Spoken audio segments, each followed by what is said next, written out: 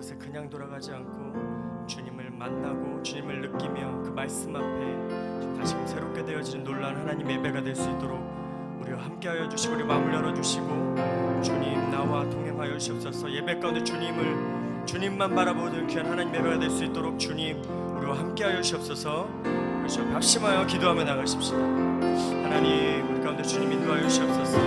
오늘 주님 이 자리로 우리 이끄시니 아버지 이 자리로 주님 불러주시니 아버지 감사드립니다. 하나님 내가 다른 곳에 있지 않냐고 아버지 예배의 처소에 예배의 자리에 있게 하심을 감사드립니다. 하나님 주님 내가 다른 걸 구하지 아니하는 것은 우리 주님께서 나를 은혜 가운데 이곳에 불러주셨으니 아버지 이 삶과 나의 모든 상황을 주님께서 불러주셨으니 아버지 주님 내가 붙들고 나갈 수 있는 하나님의 예배가 될 수 있도록 오늘 이 시간 자정하여 주시고 함께하여 주시옵소서. 내가 주님을 부르짖고 내가 주님께 더 가까이 나아갑니다.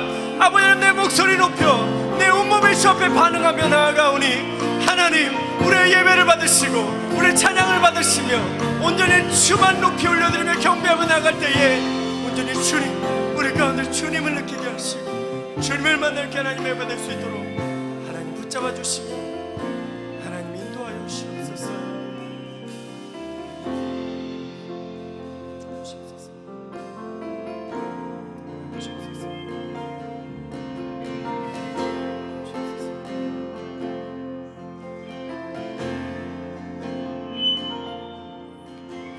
주 나의 모습 보네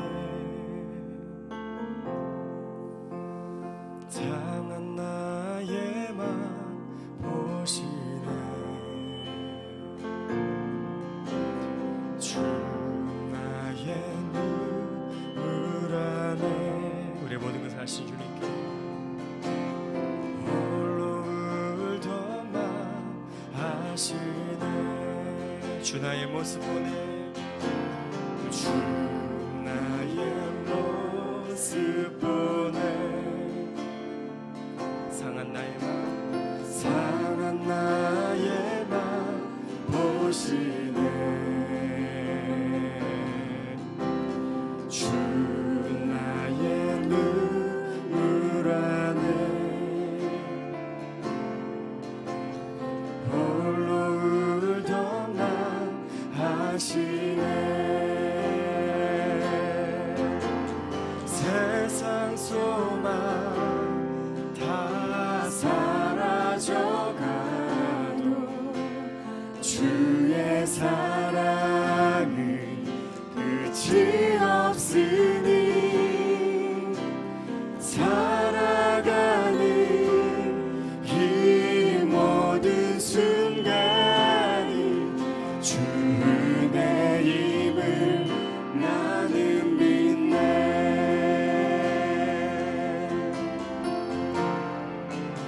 주 사랑 내게 있네 주 사랑 내게 있네 그 사랑이 날 채우네 주네 내게 있네 그 은혜로 날 세우네 세상 소망 다 사라져가도 주의 사랑은 끝이 없으니 살아가는 이 모든 순간이 주 은혜임을 나는 믿네 세상 소망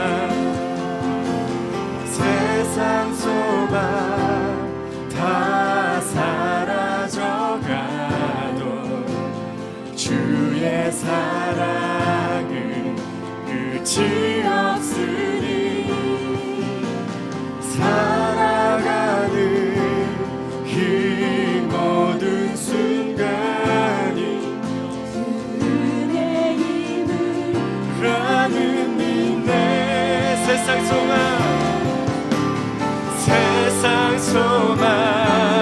다 사라져가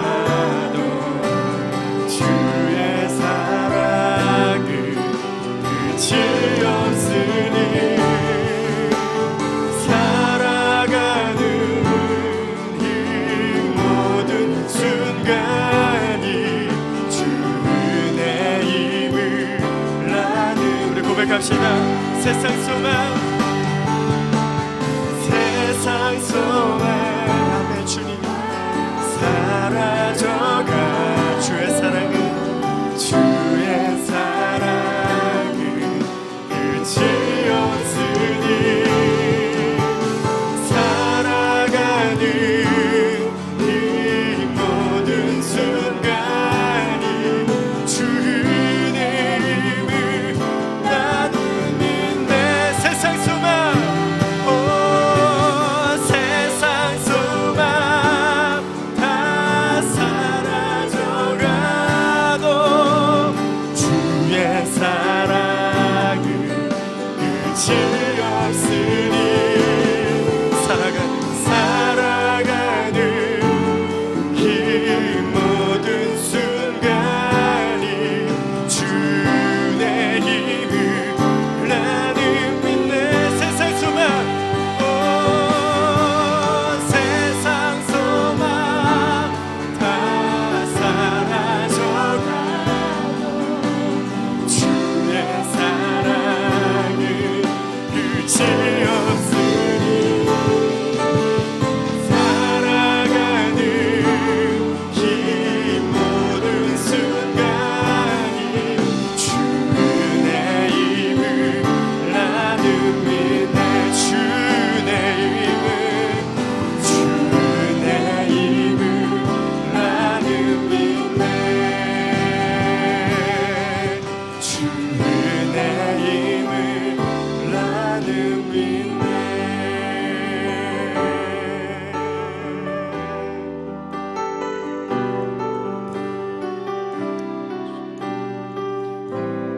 끝까지 포기하시지 않으시는 주님께 감사한 것을 올려주십시오.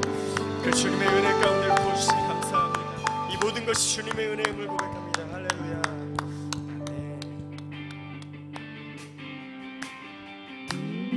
네, 우리 다시 자리에 일어나서 주 앞에 기쁨으로 찬양을 나가십시다.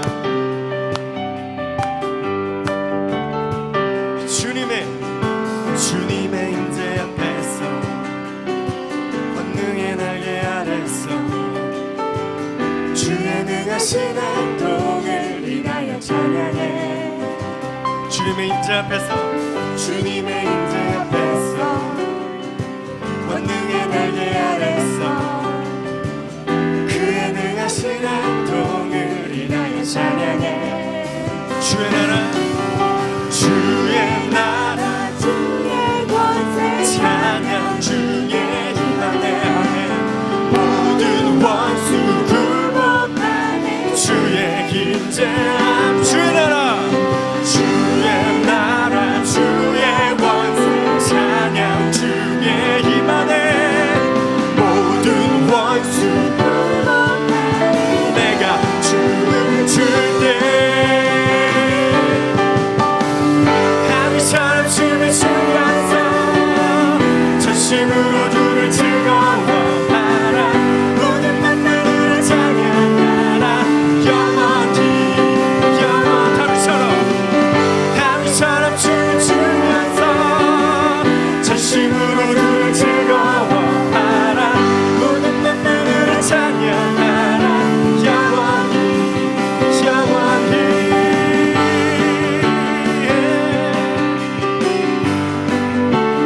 주님의 임재 앞에서 그 주님의 임재를 느끼며 나가십시다.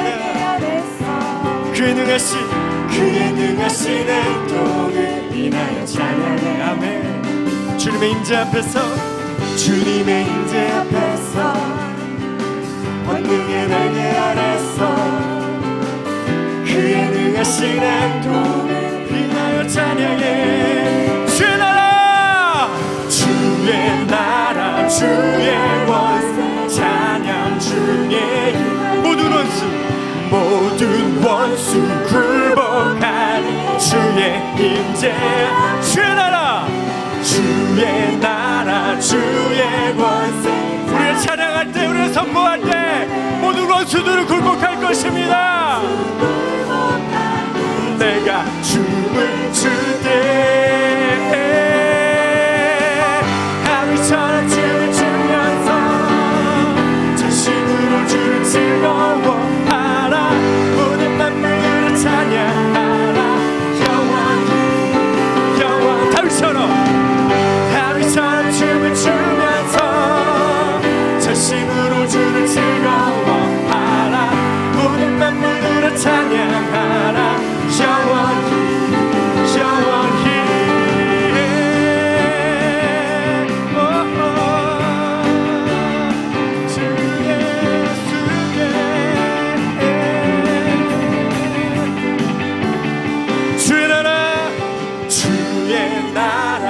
주의 권세 찬양 주의 임하네 모든 원수 굴복하네 주의 임재하 주의 나라 우리 선포하며 나라 주의 권세 찬양 주의 임하네 모든 원수 굴복하네 내가 춤을 출때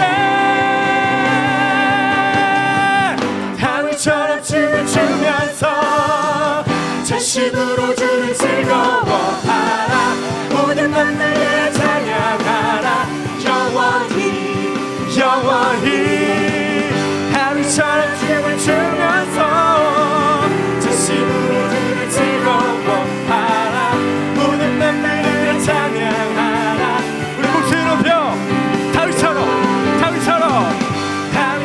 춤을 추면서 자신으로 주를 즐거워하라 모든 만나를 찬양하라 영원히 다윗처럼 춤을 추면서 자신으로 주를 즐거워하라 모든 만물을 찬양하라 영원히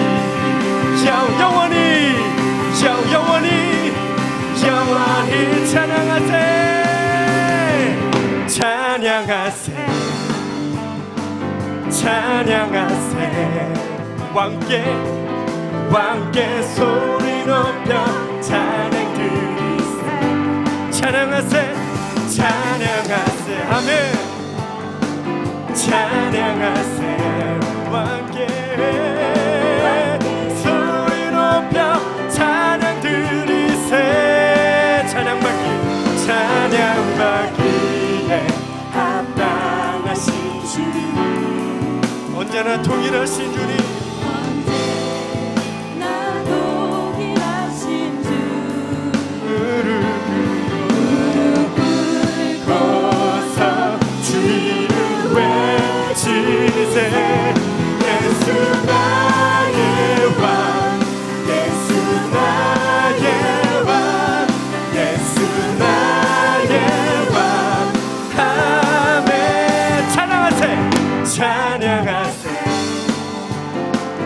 찬양하세 왕께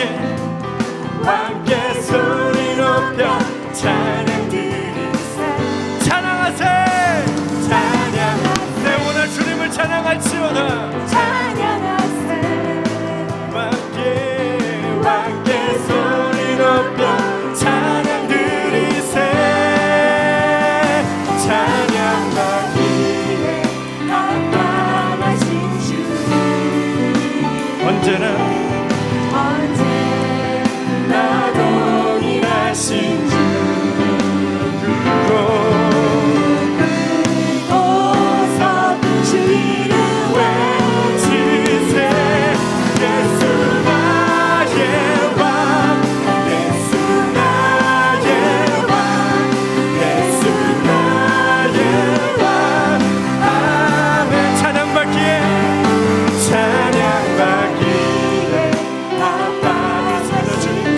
찬양을 받으시옵소서 내 찬양의 이유가 되신 주님을 찬양합니다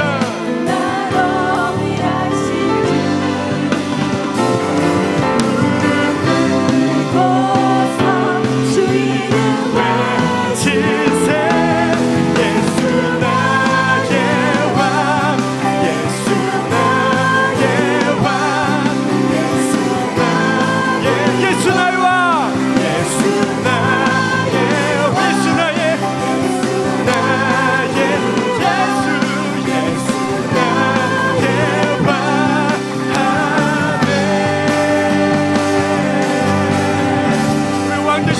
찬양합니다. 왕되신 주님을 높이 올려드립니다. 할렐루야. 아멘. 예수 나의 왕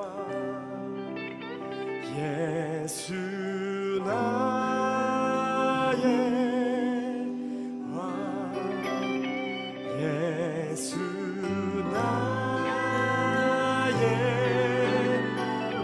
예수 나의 왕 예수 우리 주님께 고백합시다. 예수 나의 왕 되십니다. 주님 나의 왕 되십니다. 주님이 그 우리의 고백을 듣고 싶어 하세요. 예수님 우리의 왕 되십니다.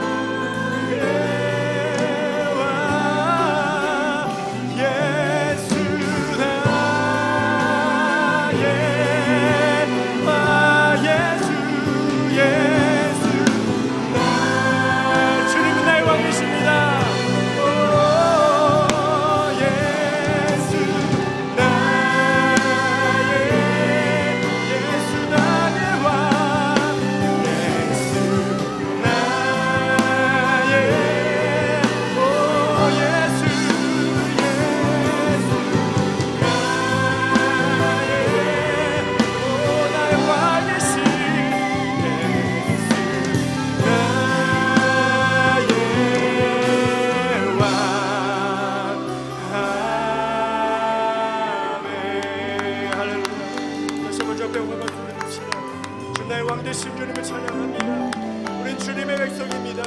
주님 나의 왕이십니다.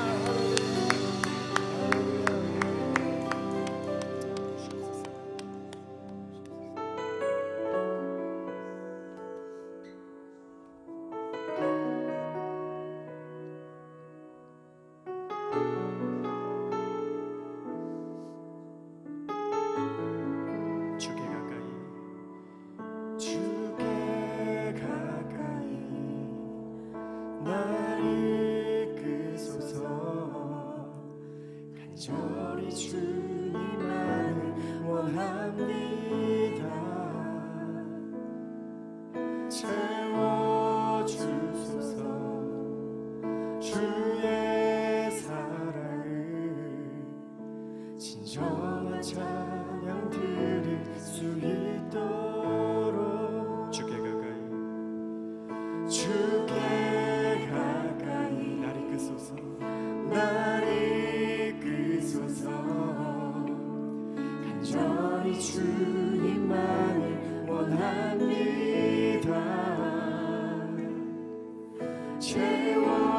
채워주소서. 주의 사랑을 진정한 찬양 드릴 수 있도록 목마른 나의 영혼 주를 부르니 나의 맘 만져 주소서. 주님만을 원합니다. 더 원합니다. 나의 맘 만져 주소서.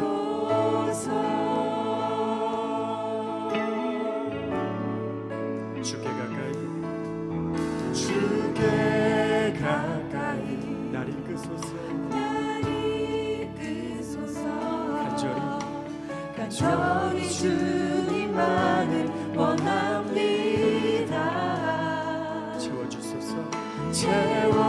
채워주소서.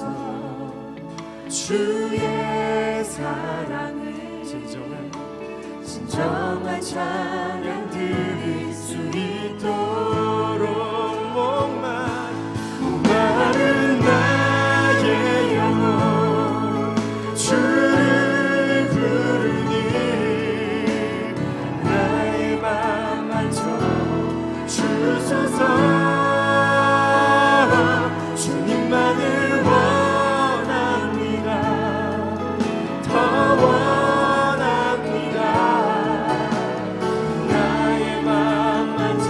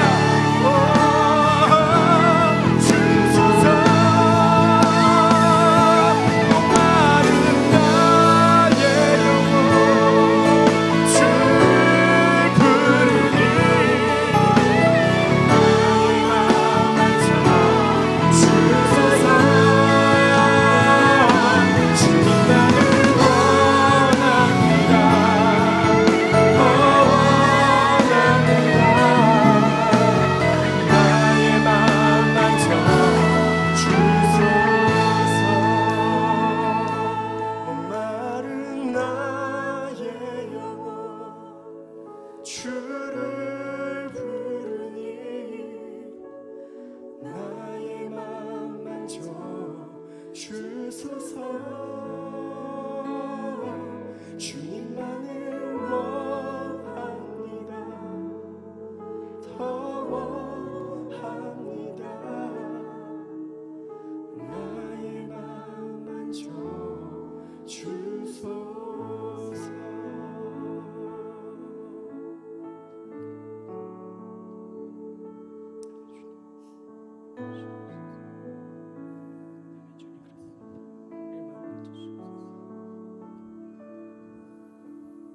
예수 나의 좋은 치료자, 그의 눈이 머무는 곳은 나의 슬픔과 고통, 고개를 들어 그의 눈을 볼 때에 난 알았네. 예수 나의 좋은 치료자, 예수 나의 좋은 치료자, 그의 손길이 닿는 곳은 나의 상처와 아픔, 영원히 흐를 것 같았던 눈물 다 멎었네. 예수 나의 치료자.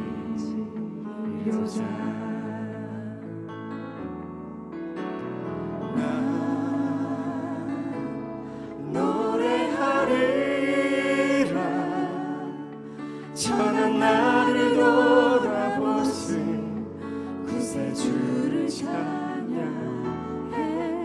하늘 닿는 곳까지 내 손 들이라. 예수 나의 치료자.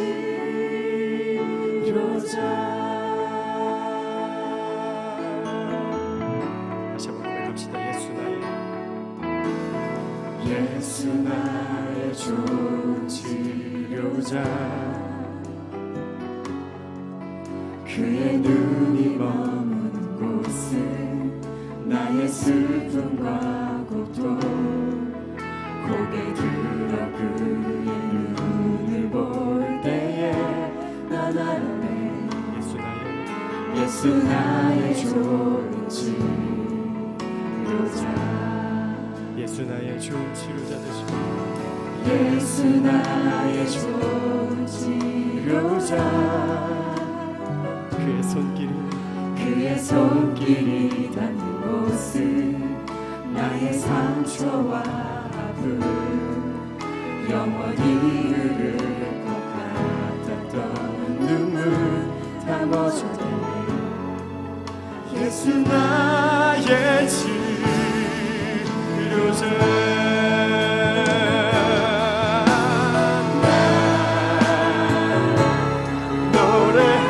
노래하리라.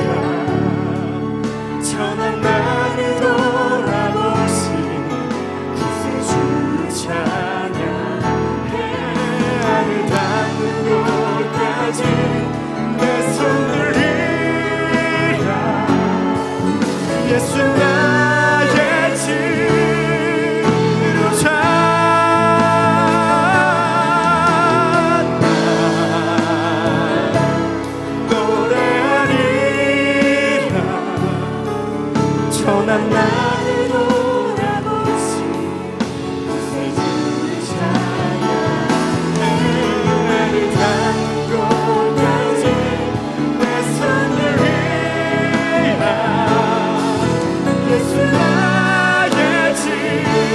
다시 한번 믿음으로 잡고 고백합시다. 주님 노래합니다.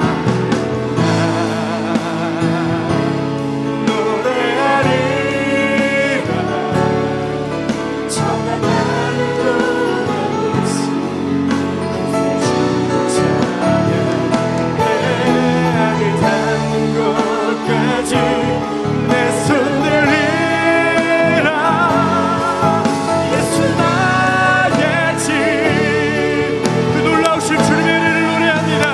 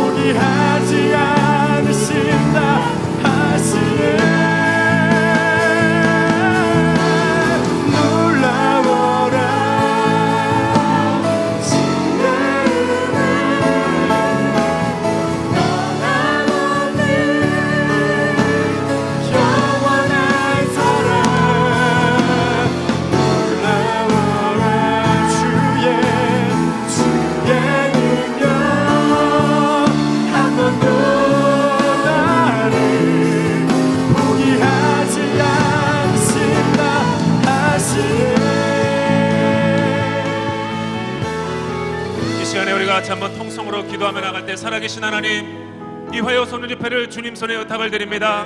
주의 날개 그늘 아래 거하는 집회가 되게 도와주시고, 상하고 찢기고 눌려있는 영혼들이 기도할 때 주님의 임재를 경험하고 지성소 가운데 들어가는 이 밤 되게 도와주시옵소서. 성령 하나님, 한 사람 한 사람에게 물 붓듯이 주의 은혜를 부어주셔서 하나님의 사랑을 더 깊이 체험하고 기도의 입술이 열리고 우리의 기도의 제목이 주님 앞에 응답되는 이 밤 되게 도와주시옵소서. 하늘 문이 열리는 이 밤 되게 해달라고 두 손 들고 주여 세 번 외치고 통성으로 기도하겠습니다. 주여 주여 주여. 살아계신 하나님 아버지 감사합니다. 성령 하나님, 이 밤에 전심으로 기도하며 나가기를 원합니다. 우리의 마음 문을 열어주시고 우리의 입술을 열어주시고 영혼을 열어주셔서 하늘 문이 열리는 이 밤 되게 도와주시고, 성령 하나님 아버지 주권적으로 이 밤에 역사하여 주셔서 사랑하는 주의 대선을 만나주시고 만져주시고 새 영을 부어주셔서 새롭게 하여 주시옵소서. 하나님 아버지 과거와 같은 삶을 살아가지 않게 도와주시고, 하나님 아버지 속사람으로 기도하는 이 밤 되게 도와주시고, 우리의 입술을 열어 기도할 때 우리의 수많은 기도 제목들을 주님 앞에 응답되어지는 이 밤 되게 도와주시옵소서. 하나님 아버지, 우리 막혀있는 영혼들이 우리의 마음에 입장이 열리는 이 밤 되게 도와주시고, 답답하고 흔들린 심정으로 자리에 나와 있는 영혼이 있나이까. 하나님 아버지, 절망하며 자포자기 하는 심정으로 자리에 나와 있는 영혼들이 있나이까. 우리를 고아처럼 흘러내버려 두지 말아주시고, 성령 하나님 아버지, 우리를 인격적으로 만나주시고 만져주시고 새롭게 하여 주시옵소서. 예수의 이름으로 우리 모든 삶의 문제들이 풀어지는 역사가 있게 도와주시옵소서. 예수의 이름으로 지성소에 들어가는 이 밤 되게 도와주시옵소서. 수많은 삶의 문제들이 주님 앞에 풀어지게 도와주시고 하나는 응답받는 이 밤 되게 도와주시옵소서. 하나님 아버지, 절망하지 말게 도와주시고 포기하지 말게 도와주시고 끝까지 기도하는 이 밤 되게 도와주시옵소서. 주의 능력 한 번도 나를 포기하지 않으신다. 할렐루야. 살려주시옵소서. 이 시간에 우리가 한번 연이어서 기도하며 나갈 때, 하나님, 사랑하는 우리 주의 백성들을 기도의 자리에 있게 하여 주심을 감사합니다. 오늘도 주님 앞에 우리의 수많은 기도의 제목들을 가지고 나왔습니다. 포기 자리 가운데 자포자기하고 절망하고 낭망하고 무너진 심령으로 이 자리에 나와 있는 영혼들이 있습니다. 하나님 아버지, 내 뜻과 내 힘으로 할 수 없어서 주의 옷자락을 잡는 심정으로 이 자리에 나와 있는 영혼도 있습니다. 하나님, 눈을 들어 주를 바라보게 하여 주시고, 하나님 아버지 끝까지 포기하지 않으시고, 하나님 아버지 나의 수많은 기도 제목을 주님 앞에 올려드리는 믿음을 다시 한번 회복시켜 주시옵소서. 내가 이 시간 나서는 예수의 이름으로 명하노니, 나를 무기력하게 만들고 주님을 바라보지 못하게 하고 내 생각과 내 뜻대로 결정하게 만들고 생각하게 만드는 모든 미혹과 속임의 세력들아, 이 시간 나서는 예수의 이름으로 명하노니 다 떠나갈지어다. 나서는 예수의 이름으로 명하노니 다 떠나갈지어다. 기도하지 못하게 하고 나는 기도해봤자 아무런 역사와 일들이 일어나지 않는다라고 포기하게 만드는 모든 거짓의 세력들아, 내가 이 시간 나서는 예수의 이름으로 명하노니 다 떠나갈지어다. 예수의 이름으로 명하노니 다 떠나갈지어다. 이 밤에 다시 한번 기도의 능력이 회복되는 이 밤 되게 도와주시옵소서. 부활의 능력으로 일어나는 이 밤 되게 도와주시옵소서. 다시 한번 성령 하나님이 우리의 마음을 만져달라고 두 손을 들고 주여 세 번 외치고 통성으로 기도하겠습니다. 주여 주여 주여. 살아계신 하나님 아버지, 기도합니다. 이 밤에 다시 한번 주님의 얼굴을 바라보며 기도하며 나가기 원합니다. 한 사람 한 사람을 만져주시고 새롭게 알려주시고 새 영을 우리 가운데 부어주시옵소서. 우리 입으로 기도하지 말게 도와주시고 성령의 바라게 하심을 따라 기도하는 이 밤 되게 도와주시옵소서.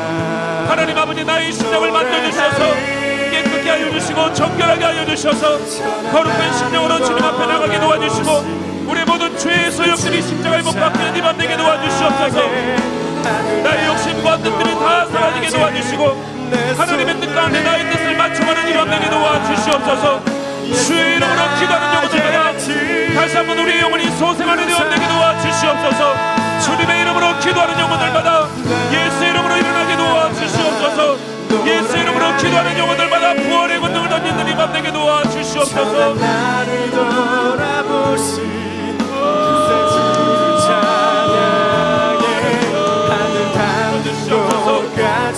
임자하여 주시고 좌정하여 주시고 한 사람 한 사람의 삶에 역사하여 주시고 간섭하여 주시고 우리를 인도하여 주시옵소서.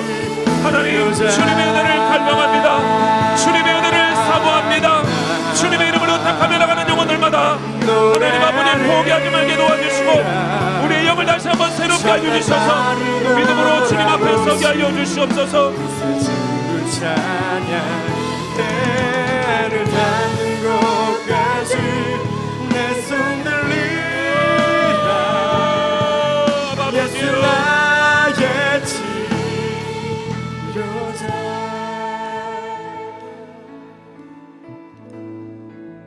사랑하는 여러분, 이 시간에 성령 하나님이 말하게 하심을 따라서 기도할 때 주님, 우리가 꾸미고 과장하고 포장하고 우리의 속사람을 숨기고 주님 앞에 나가는 것이 아니라 몸만 이 자리에 와 있는 것이 아니라 하나님 이 시간에 찬양하고 기도하고 하나님의 음성을 들을 때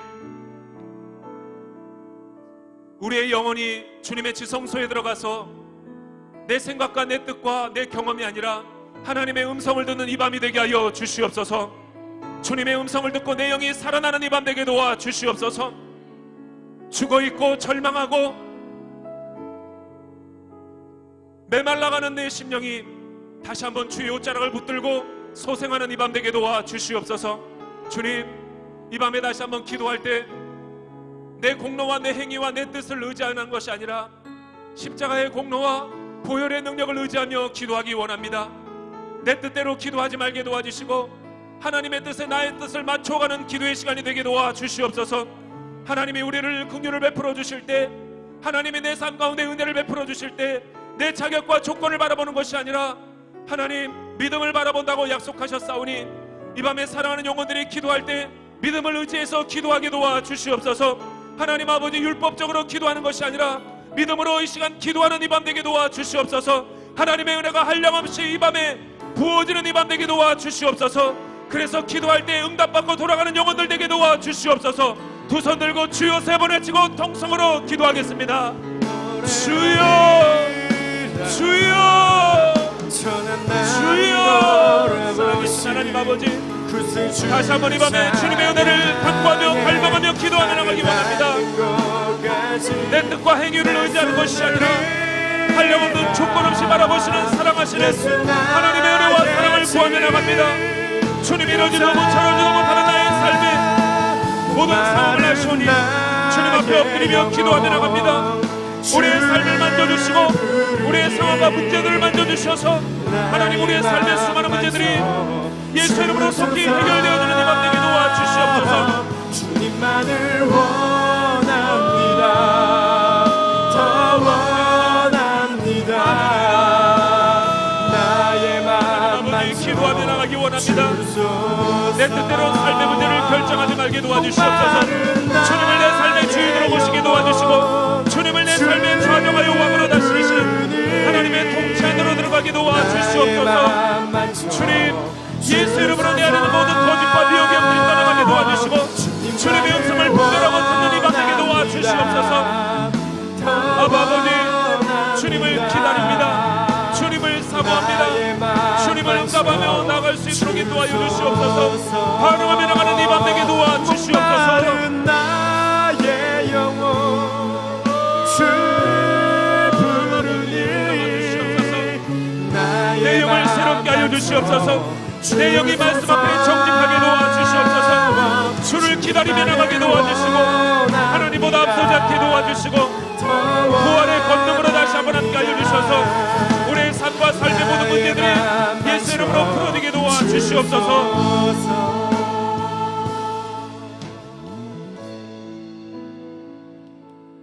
살아계신 하나님 아버지, 비가 오는 가운데도 사랑하는 주의 백성들을 사랑하셔서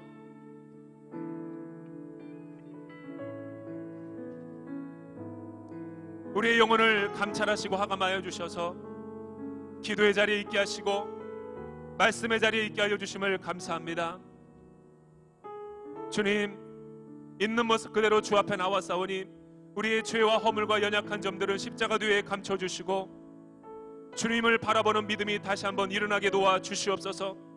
지난 한 주간의 나의 삶이 영적으로 무너져 있고 지쳐 있고 사막과도 같은 삶을 보낸 영혼들이 있다면 주님, 우리를 고아처럼 홀로 내버려 두지 말아주시고 그러한 영혼들에게 찾아가 주시고 말씀하여 주시고 권능의 오른팔로 다시 일으켜 주셔서 내 영혼이 소생하는 이 밤 되게 도와 주시옵소서.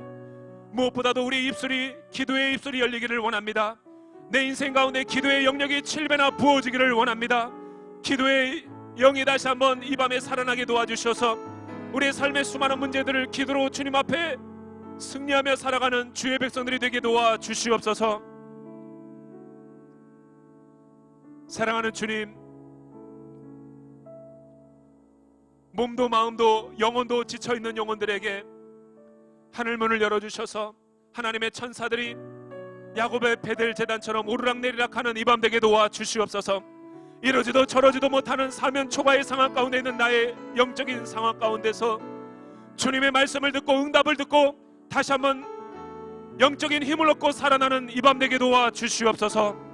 내가 이 시간 나사는 예수 이름으로 명하노니 인본주의적인 생각을 갖게 만들고 세상적인 가치관을 갖게 만들고 하나님의 음성을 듣지 못하게 하고 주의 얼굴을 바라보지 못하게 하는 모든 거짓과 미혹의 세력들아, 예수 이름으로 명하노니 다 떠나갈지어다.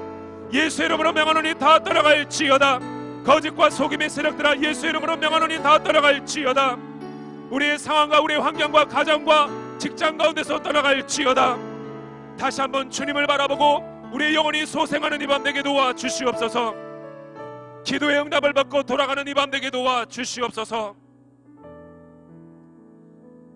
우리를 만나주시고 우리를 새롭게 하시기를 간절히 소망하며 이 모든 말씀 우리를 구원하여 주신 예수 그리스도의 이름으로 기도드렸습니다. 아멘. 아멘. 우리 하나님 앞에 큰 감사와 영광의 박수 올려드리도록 하겠습니다.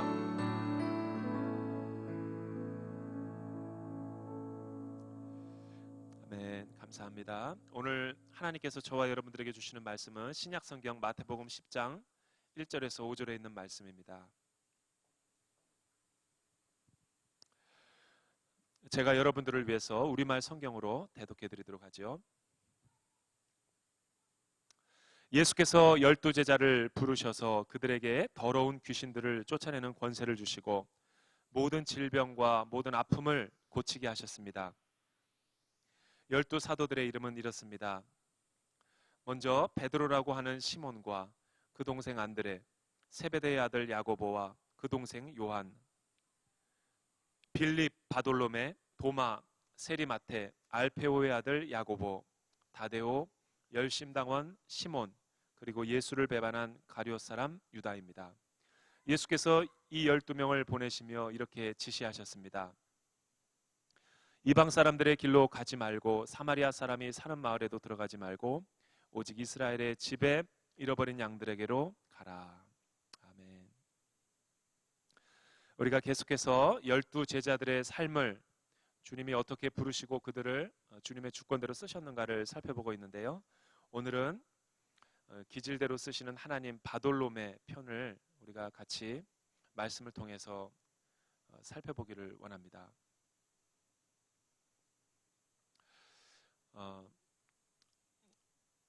이제 목회를 하면 할수록 이제 느끼는 것이 이제 목회자의 이 내면 세계 가운데서 도대체 믿음이라는 것이 무엇인가, 또 신앙생활이라는 것이 무엇이고 교회에서 공동체 생활을 한다는 것이 무엇인가를 한번 생각해 볼 그런 묵상의 시간들이 참 많습니다. 차를 타고 갈 때라든가 또 여러 가지 산보를 하면서 거닐 때 오며 가며 여러 가지 묵상을 해볼 때 제가 여지까지 제일 많이 생각해 보는 것이 이런 문제 같아요. 하나님 앞에서 산다라는 것이 뭔가, 그런 이제 질문을 스스로 이제 할 때가 참 많은데, 나름대로 제가 내린 결론은, 지금까지 삶을 살 때 내린 결론은 이렇습니다. 정직해지는 과정 같다라는 생각이 들어요. 하나님 앞에서 가면을 벗어버리고 있는 모습 그대로 이제 벌거벗는 연습을 하는 것이 신앙생활의 여정이 아닌가, 순례자의 길이 아닌가. 무슨 소리 하는 거냐, 신앙생활을 하면은 접어들면 우리가 다 정직해지는 것이고 의로워지는 것 아니냐. 전혀 아니라고 봅니다. 예수님께서 우리의 죄를 용서하시고 새롭게 하시고 의로운 사람으로 선언은 해주셨지만 우리의 존재 자체가 실제로 의로워서가 아니라 의로우신 재판장께서 의로운 결정을 내려주신 거지 우리의 행위라든가 우리의 존재가 삶이 의로워서가 아니라는 것이죠. 예수님의 공로고 십자가의 능력인 것이지 우리가 정직해지기만 해도 저는 영적인 세계가 열린다라고 봅니다.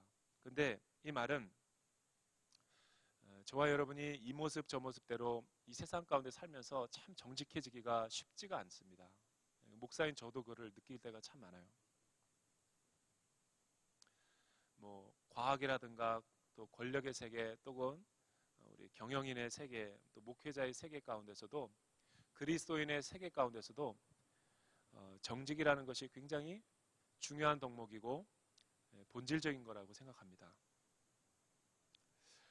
저와 여러분이 정직해지기만 해도 우리 믿음에는 생활에는 놀라운 변화가 일어납니다.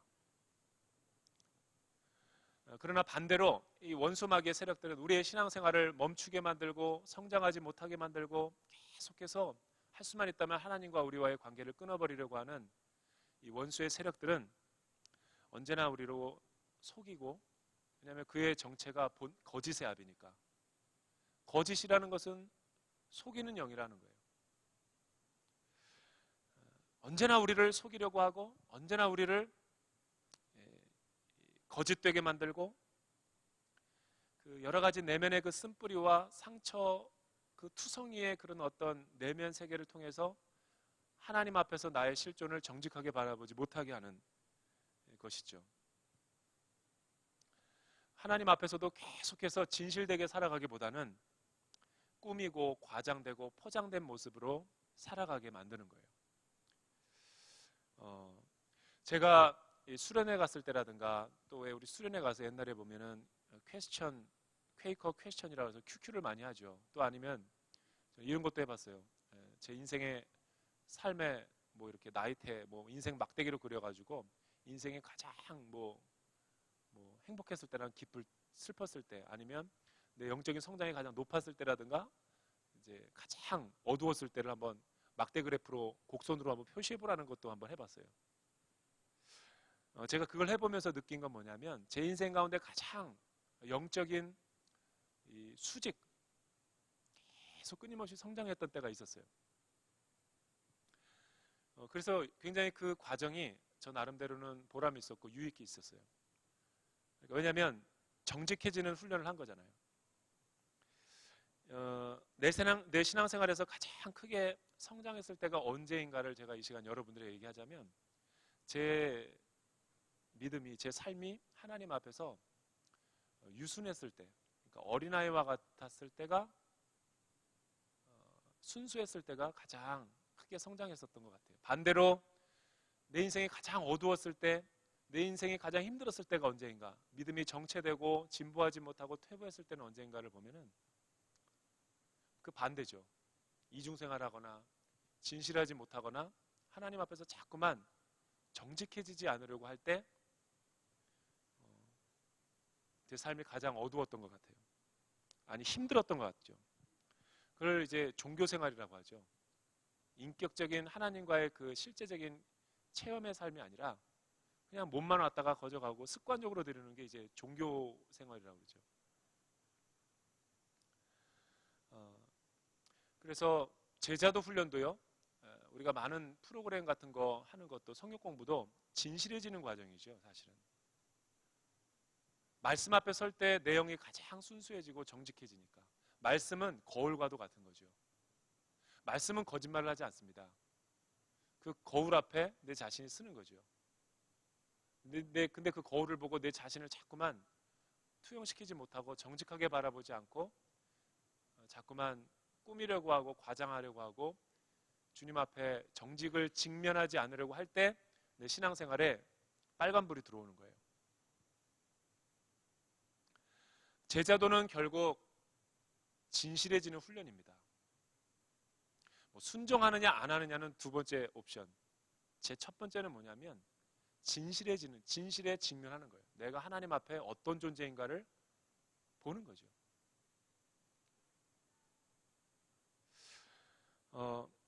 그렇지 않은 사람들은 자꾸만 남 탓과 변명과 방어 기제와 자기 합리화를 통해 가지고 하나님의 말씀을 정확하게 보지를 못하게 하는 거예요. 누가?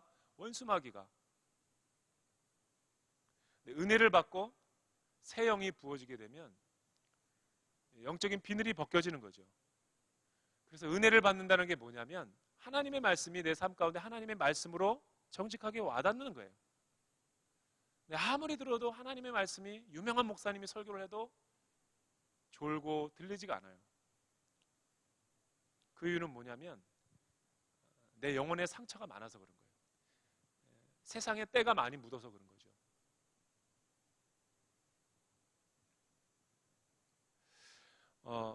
우리 사람들은요, 알게 모르게 이 세계관과 개인 사를 통해서 계속 이 내재되고 축적되고 이 살아가는 삶을 통해 경험을 통해 가지고 이 층층이 계속 이제 나이테가 생기잖아요. 그러면 자기도 모르게 늙어가면서 나이 들어가면서 편견과 선입견을 갖게 돼요. 좋은 말로 해서 이렇지 나쁘게 말하면 독선입니다. 고집이고. 저와 여러분이 신앙생활 하면서도 얼마나 많은 색안경과 독선과 고집으로 신앙생활을 일관하고 있는지 몰라요. 자기가 꾸민 가공된 어떤 세계 속에서 그것이 참된 세계라고 믿으면서 살아가는 거예요. 동굴 속에 갇혀 있고 우물 속에 개구리처럼 갇혀 있고 이 개토 속에 그냥 있는 거죠. 그러면서 그게 전부인 것처럼. 그런 사람도 자신의 삶을 올바로 정직하게 직면하지 못합니다. 제가 알기로는 심리학적 용어로 과대망상 속에 살아가는 거죠. 자기 혼자 자기 만족 가운데 살아가는 거예요. 남들은 전혀 객관적으로 나를 그렇게 평가하지 않는데 돈키호테처럼 살아가는 거죠. 그래서 이런 세계가 가장 과대망상과 자기 당착 가운데 살아가는 세계가 가장 강한 데가 어디냐면 미안하지만 지성의 세계입니다. 못 배운 사람들이 그렇게 살아간다는 게 아니라 학문이 많이 배우면 배울수록 학벌이 높으면 높을수록 스펙이 높으면 높을수록 권력의 자리에 가면 갈수록 자기 자신을 정확하게 못 봐요. 왜냐하면 그런 세상의 옷으로 자꾸만 자기를 과장하고 포장했기 때문에, 꾸몄기 때문에. 뭐 가지고 있는 게 없고 뭐 이렇게 내세울 게 없는 사람은 오히려 정확하게 자신의 모습을 보게 됩니다. 비근한 예지만 뭐 가까운 멀리도 찾아볼 필요 없어요. 우리나라와 옆에 나라 일본 나라를 보면 돼요. 요즘 우리나라도 굉장히 이런 꾸미고 과장하는 걸 되게 좋아하는데 하나님이 그걸 통해서 일으킨 사건이 우리의 실제를 보게 하신 것이 저는 몇 개가 있는데 세월호 사건, 두 번째는 이 싱크홀 함몰웅동이가 생겼던 그 사건, 그게 우리나라의 모습이라는 거예요. 하도 우리나라 사람들이 객관적으로 우리를 못 보고 꾸미고 과장하고 부풀리기를 좋아하니까 그런 사건을 가끔 가다가 사회적인 메시지로 하나님이 주시는 거예요. 성경을 통해서 메시지를 주기도 하지만 일반 사회 일 사건을 통해서 하나님은 우리에게 말씀하시기도 하시죠. 대표적인 예가 황우석 우리 그 사건이죠. 사태. 일본에서는 그 오보가타 하루코라는 그 30대 여교수의 그 만능세포, 우리나라는 줄기세포, 희대의 사기극으로 끝나버렸잖아요. 국제적인 망신을 당하고. 그렇게 많이 배우고 똑똑한 사람인데 왜 이런 있는 것을 있다라고 말하고 없는 것을 없다라고 말하면 되는데 왜 포장하고 과장해서 부풀리는 것일까요? 이 말할 때도 보면요, 어떤 사람은 이 심플하고 단순한 말을 많이 해요. 근데 어떤 사람이랑 대화를 하면 이렇게 막 미사여구가 많아, 형용사가 많고 제일 듣기 힘든 거, 굉장히 이렇게 앞에 뭐가 수식어가 많아요. 그냥 심플하는 거, 심플한 게 사실은 정직한 거죠. 기도를 할 때도 제일 마음에 터치가 되는 기도가 뭐냐면 진실된 기도, 솔직한 기도, 이런 게 사실은 마음에 터치가 되는 것이지 앞에 수식어 형용사만 막 10개 되고 막 그렇게 아무리 유창하게 해도 하나도 마음에 와닿지 않아요. 그만큼 우리가 꾸미는 걸 좋아하는 거예요. 과장된 걸 좋아하는 거예요. 자신의 본래의 모습을 하나님 앞에 어떤 존재인가를 보지 못하고 자꾸만 이렇게 포장하는 걸 좋아해요. 사회적인 관계에서라든가 지식의 세계에서라든가 자기의 어떤 사회적인 존재를 통해서. 그러면 그 사람은 자꾸만 제가 보기에는 속아서 사는 거예요. 그 속는 삶이 계속 될수록 하나님 앞에 자신의 모습을 올바로 투사하지 못하는 거죠. 제가 이 여러 사역도 하지만 이제 한 3개월 전서부터 하나 공동체, 탈북민 공동체를 맡게 됐는데 굉장히 독특한 공동체예요. 진짜 독특하고, 내가 날마다 설교할 때 그러지만 벌써 한 주일마다 설교를 지금 한 15번 지금 하고 있는데 그런 얘기를 해요. 내가 꼭 북한에 넘어가서 설교했다가 다시 남한 사회로 돌아오는 것 같아요. 하도 묘한 기분이 들어가지고. 그리고 이 여기를 섬기는 12년 동안 섬기시는 분들 보면은 타 공동체, 양재 공동체, 서빙 공동체를 통틀어서 굉장히 베테랑급 성도님들이 이 자리에 앉아 계세요. 모든 공동체가 다 와서 섬겨요. 다국적 연합군으로. 아주 훌륭하신 분들이. 굉장히 스펙도 높아요. 그래서 뭐 진짜 한 분은 이제 그 경제학 이렇게 박사학위를 가지신 분이 있어요. 그래서 장례식에 갔다가 차 타고 오면서 막 나눈 대화인데, 이분이 갑자기 뜬금없이 저한테 뭘 물어보길래, 목사님, 우리나라 어떻게 보면 이 세계 경제와 우리나라 경제를 나 같은 그냥 경제 전문인보다 하나님의 가치관과 하나님의 원리를 가진 목사님 같은 분들이 더 해결할 수 있지 않을까요? 그래서 내가 순간 심장이 멎는 듯했어요. 그분의 말을 듣다가 왜 그러시냐고. 경영학 얼마나 많은 그 외국에서 박사학위를 따시고 또 엄청나게 커리어도 좋으신 분이 갑자기 그런 얘기를 하니까 근데 그분이 하는 얘기가 재밌어요. 목사님, 경제를 공부하면 할수록 모르겠다라는 거예요. 연구를 하면 할수록 모르겠다라는 말이 이해가 됩니까?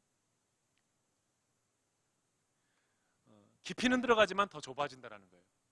그거 되게 일리 있다.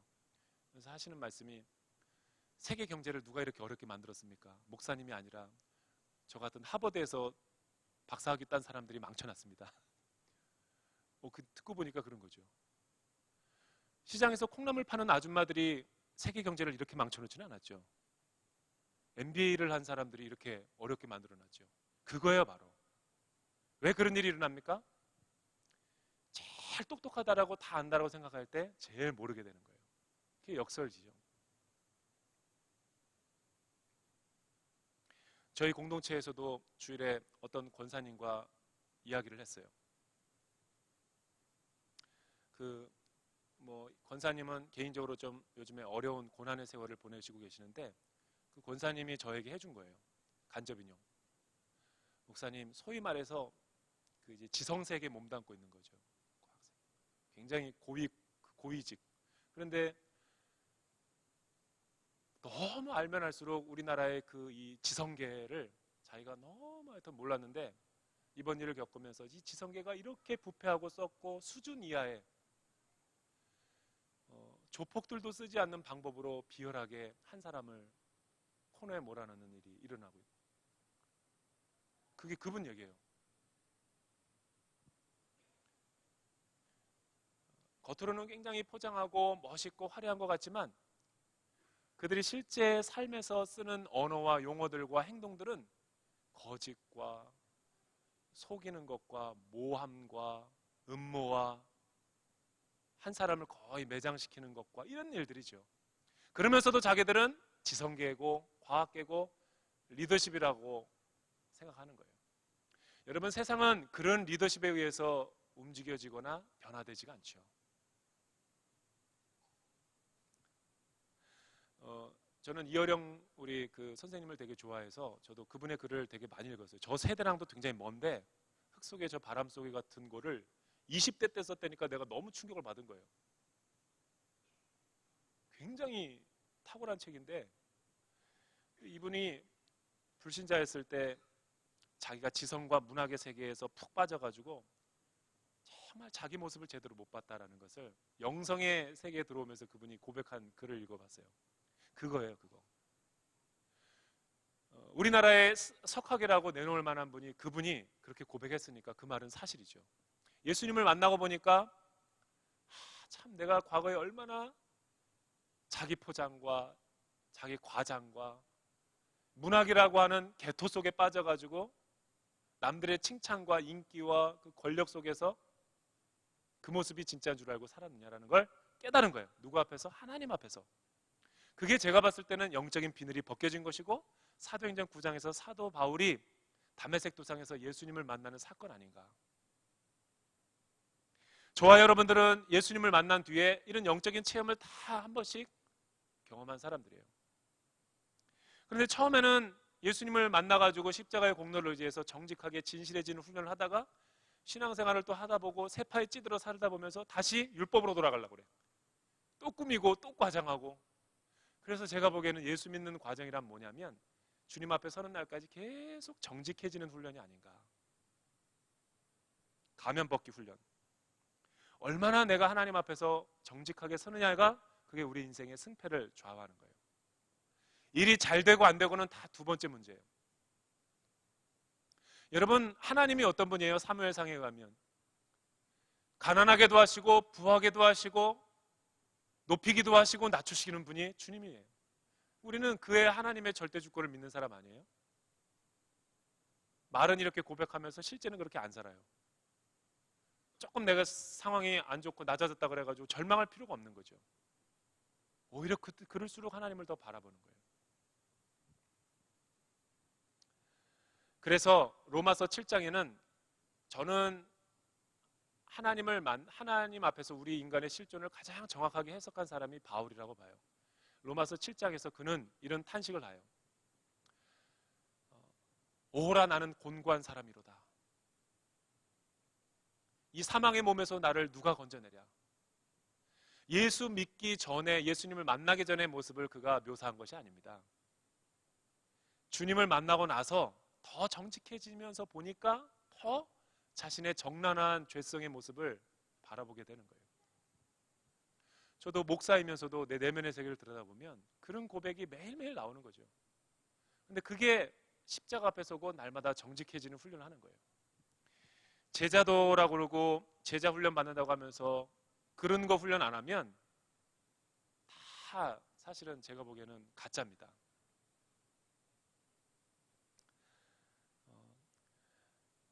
미국에서 굉장히 영향력 있는 평신도죠. 사실은 척 콜슨이라고 하는 옛날에 그 워터게이트 사건의 닉슨 대통령 참모 가장 오른팔 아니에요.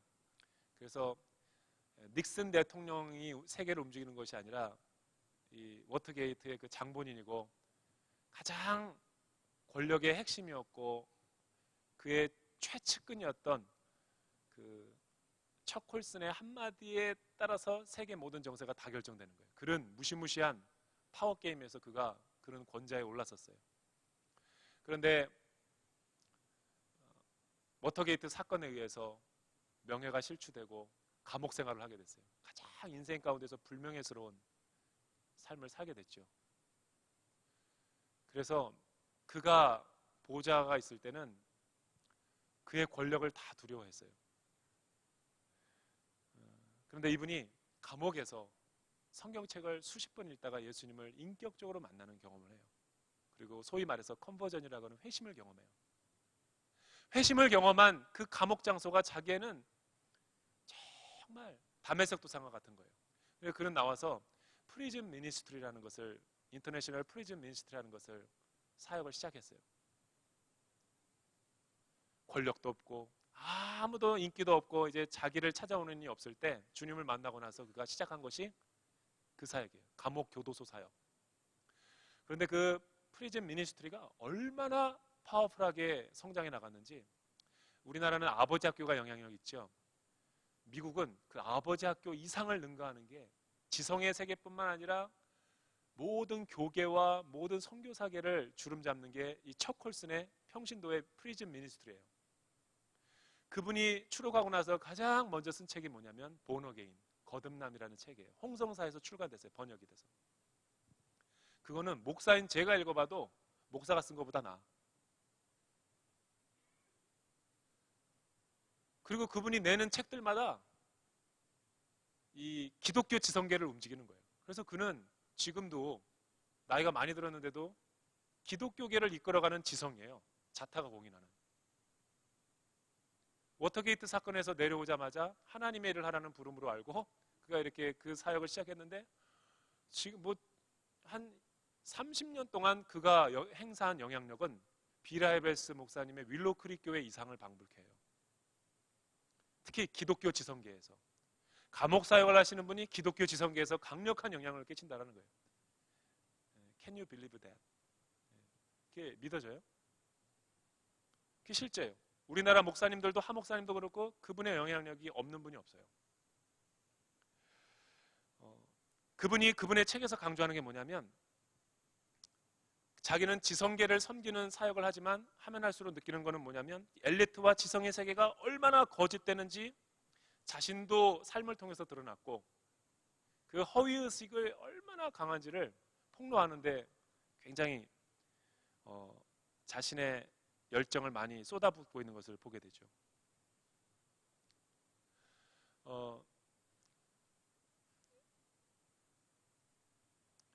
저는 그 유학을 할 때 그 코스타라는 것을 그 한국 그 제 해외 유학생 그 모임이라는 것이 코스타 약자로 있잖아요. 그거 뭐 우리나라에서 유학하고서 거기 안 가본 사람이 없을 정도로 영향력 있죠. 왜 그 모임이 만들어졌냐면 석박사를 하고 난 다음에 이분들이 조국으로 돌아가는데 세상적인 엘리트로서 또 우리나라에 와가지고 그런 거보다 이들을 복음화시키고 거듭나게 해서 이러한 지성계가 거듭나면 우리나라 사회가 다 새로워질 것이다. 이런 꿈을 갖고 홍정길 목사님과 이동원 목사님과 옥하는 목사님과 하용준 목사님이 만드신 거죠. 굉장한 영향력을 끼쳤죠. 거기는 다 석박사들만 모여요. 수련회를 하면 몇천 명이 석박사들만 모여요. 거기서 얼마나 하나님을 뜨겁게 만나고 자신의 유학생활이 다 거듭난 사람들이 얼마나 많은지 몰라요. 그분들의 간증을 들어보면 똑같아요. 하나님 없는 세계에서 얼마나 허무하고 공허하고 무의미 가운데 시달렸는지 주님을 만나고 난 다음에 거듭난 다음에 그들은 너무나 어린아이처럼 하나님 앞에서 자신의 본래의 모습을 석박사가 아니라 이 자신의 내면의 세계를 정확하게 보게 된 거죠. 그리고 예수님의 보혈과 십자가로 거듭남을 체험하게 되는 거예요. 그리고 그 개토와 우물 안에서 나오는 거죠. 그리고 거듭난 다음에 자신의 전공과 박사학위를 하나님 앞에 어떻게 쓸 것인가 고민하는 거예요. 비포와 애프터가 완전히 다르죠. 그래서 지성인들은 두 가지 초이스가 있는 거예요. 하나는 제가 봤을 때는 과학계와 의학계와 뭐 이렇게 지성계와 모든 교수계라든가 여러 가지 다 통틀어서 지성계는 사고를 많이 하시는 분들이기 때문에 둘 중에 하나일 가능성이 높아요. 무신론자이든가 아니면 뭐 불가지론 내지는 회의론자 아니면 뭐 크리스찬이 있겠죠. 크리스찬은 빼고 이 나머지 무신론계를 두고 제가 이야기하자면 그래도 제가 보기에는 생각을 많이 하시는 분들이기 때문에 정직하기만 하면 그러니까 내 영혼이 예수님의 보혈 앞에 씻음받 되지 않아도 정직하게만 해도 하나님께 가까워질 수가 있어요. 특히 과학자들, 의사 선생님들. 제가 무신론 의사 선생님들에게도 이런 얘기 많이 듣거든요. 수술하다가 제가 깜짝깜짝 놀란다. 인체의 신비 때문에. 경이로움을 느낀대잖아요. 몸을 다루면서. 과학계도 마찬가지죠. 하나님이 창조한 피조물의 세계를 연구하면 할수록 아는 것보다 모르는 게 더 많아진다는 거예요. 그게 정직한 고민이죠.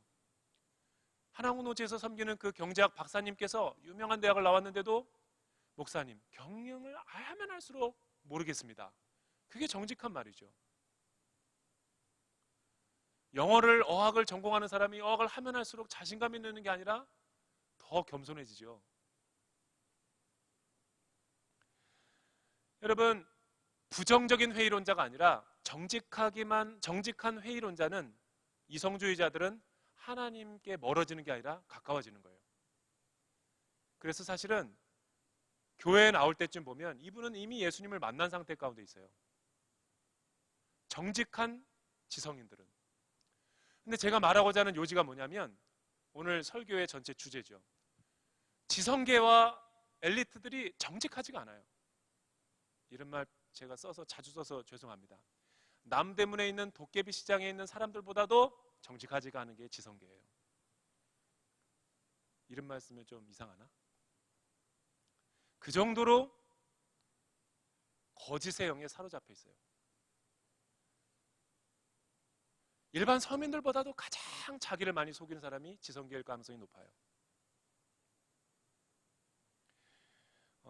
오늘 예수님의 12제자 가운데서 한 정직한 지성인이 나와요. 회의론자가.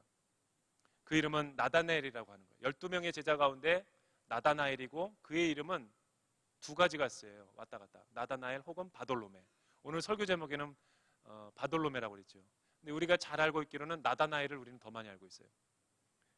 오늘 말씀을 통해서 12제자 중 한 사람인 나다나엘을 예수님께서 어떻게 만나주시고 그를 어떻게 사용했는지, 그의 독특한 기질을 기름 부어서 사용하셨는지 살펴보길 원합니다.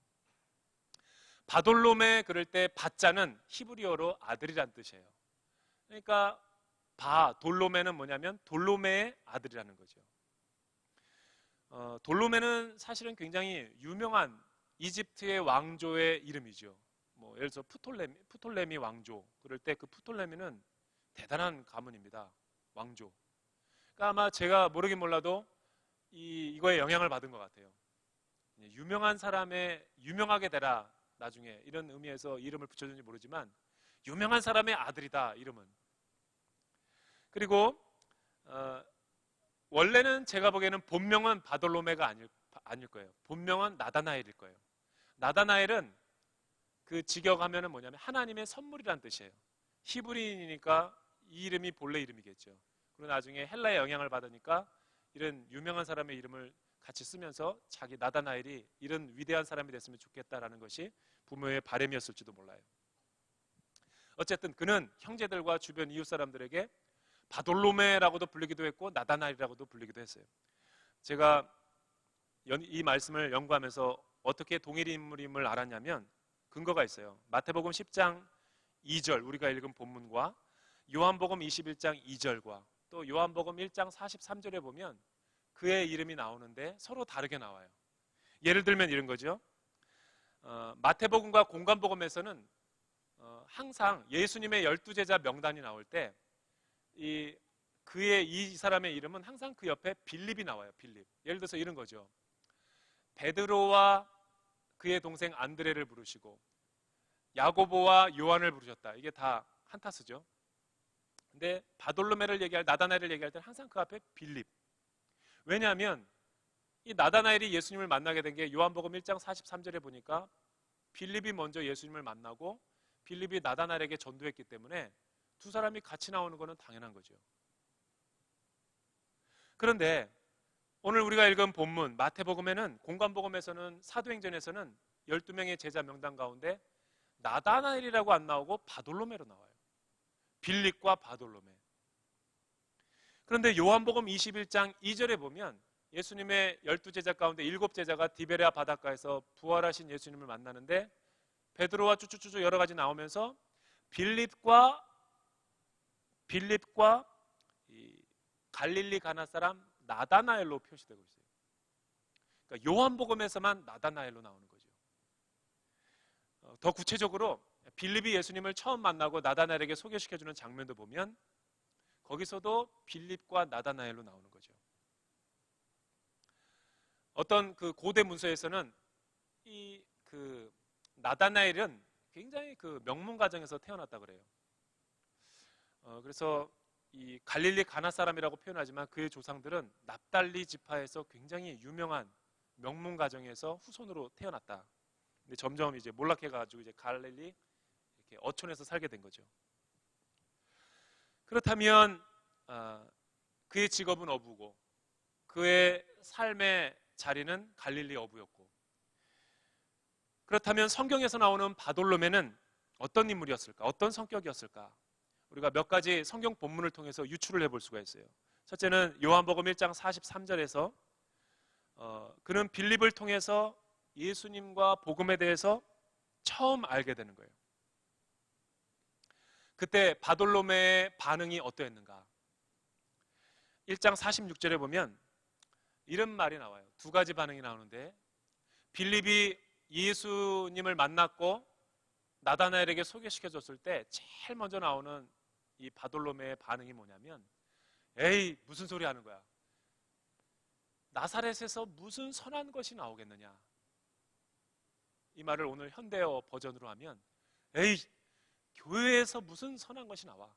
이렇게 말하는 거랑 뭐 별반 차이 없겠죠. 하도 요즘에 교회가 열악한 상황이다 보니까 세상 사람들에 의해서 막 업신여기다 보니까 무시하고 편견과 선입견을 갖고 보는 거죠. 아유, 뭔 소리 하는 거야? 그러니까 빌립이 예수님을 만나고 내 인생에게 기쁨과 영적인 구원을 주신 그리스도를 내가 만났다. 너도 같이 만나자. 와 보라. 그러니까 이 나다나엘이 제일 먼저 하는 게 뭐냐면, 나사렛에서는 선한 것이 나올 수가 없다라는 게 제일 먼저 반응이에요. 근데 이 친구를 되게 신뢰하고 좋아했나 봐요. 그러나 빌립은 허튼 소리를 할 사람이 아니야. 그래서 그 신뢰하는 말하는 사람의 말을 믿고 예수님을 만나러 간 거죠. 그러나 예수님을 처음 만났을 때 오히려 충격을 받았어요. 자기가 예수님에 대해서 뭔가를 말한 게 아니라 예수님이 자기를 보자마자 먼저 해준 말이 있어요. 그 해준 말을 통해서 자기가 또 두 번째 고백이 나오는 거예요. 여러분, 여기서 우리가 유추할 수 있는 것은 나다나엘의 성격은 어떤 걸 우리가 알 수 있어요? 굉장히 지성인이었다. 그러니까 사고가 굉장히 발달한 사람이에요. 그냥 얼렁뚱땅하지 않고 어떤 사물과 사건을 볼 때 굉장히 꼼꼼하고 철두철미하고 치밀하게 보는 사람이죠. 관찰력이 뛰어난 사람이에요. 예수 믿어, 알았어, 그게 아니라 꼼꼼하고 따지고 정확한 거를 좋아하는 사람이 나다나엘이었던 거예요. 그래서 그는 그런 이유에서인지 모르지만 평소에 그런 기질 때문에 그런 어떤 거를 잘 이렇게 쉽게 받아들이거나 수용하지가 않았어요. 어떤 지역과 지방, 어떤 사람에 대해서 한번 인식이 베끼면 고쳐지지가 않죠. 선입견과 편견이 굉장히 강했던 것을 알 수가 있죠. 우리 중에서도 그런 사람들 굉장히 많아요. 어떤 사람은 미국에 대해서 되게 편견, 우리 어른들은 안 그렇지만 젊은 사람들은 미국에 대해서 되게 반미 감정이 많죠. 미국에 대해서 되게 편견이 많은 거예요. 나다나엘도 그런 선입견을 갖고 있어요. 반면에 우리 어른들은 우리 젊은이들은 또 중국에 대해서 친중인데 어른들은 또 굉장히 중국을 싫어해요. 아주 싫어해요. 지저분하게 생각하고. 저도 중국에서 왔다 그러면 나까지 싫어하는 그런 사람들이. 어떤 사람은 탈북민들에 대해서 그렇게 오해를 많이 해요. 자기가 한두 번 경험한 거 보고 그 색깔과 그 선입견을 끝까지 가져가요. 탈북민은 조선족에 대해서 선입견. 그게 뭐냐면 나다나엘 기질이 있는 거예요.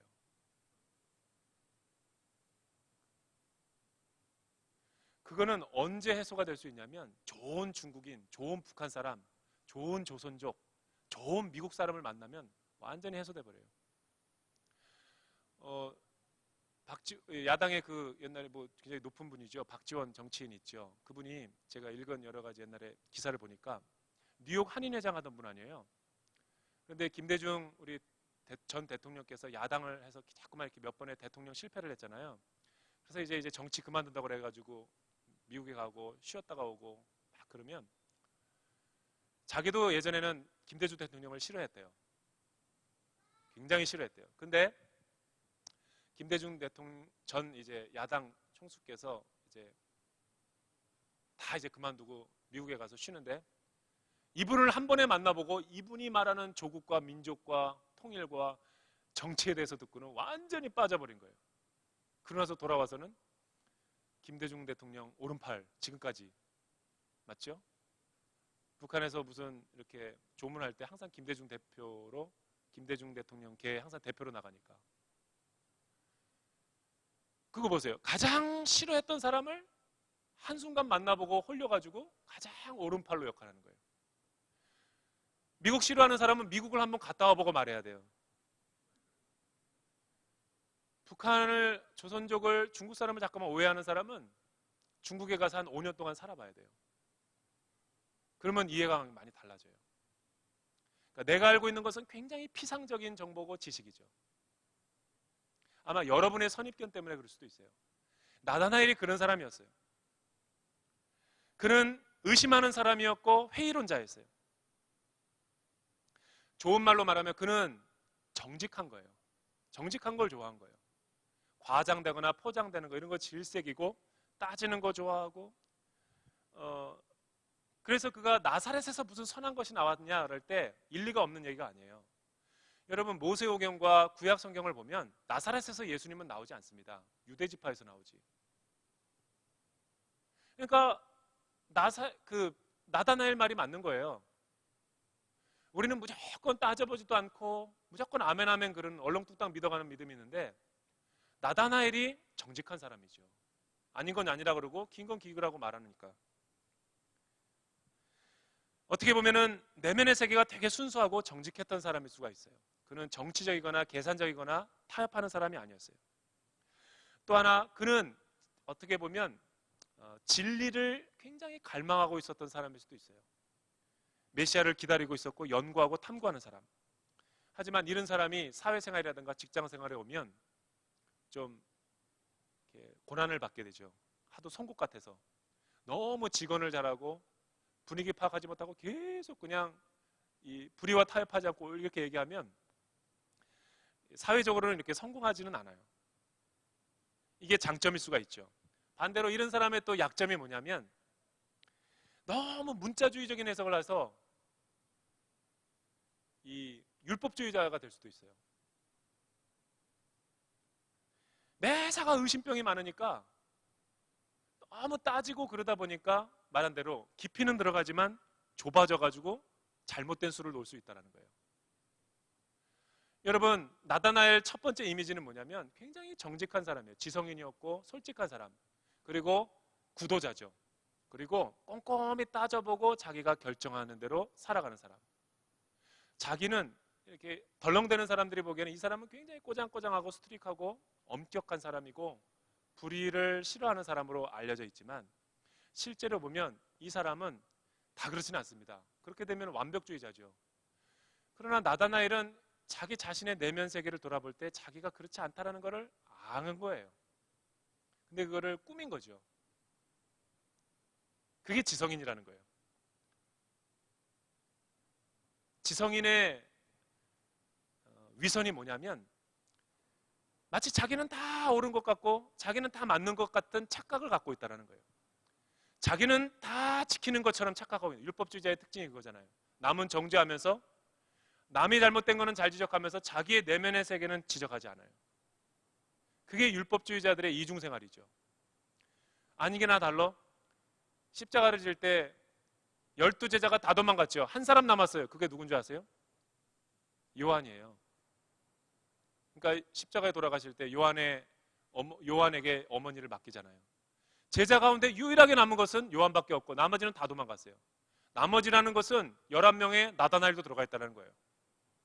그렇게 옳은 것에 의롭고 정확하고 진리를 믿는다고 생각하면서 여기는 주랭랑 치잖아요. 이게 뭐예요? 율법을 지키지 못한다는 거죠. 그런데도 왜 율법을 자기는 다 지킨다라고 착각하냐라는 거예요. 그게 황우석 씨와 그렇고 그 일본의 여자 과학자 만능세포 그런 자가당착이라는 거예요. 그분들은 지금도 믿고 있어요. 자기가 거짓말하지 않았다라고. 왜 이런 착각을 하게 될까요? 그게 심리학적으로 말하면 메시아 콤플렉스죠. 과대망상인 거예요. 근데 이런 생각은 지성인들이 갖는 거예요.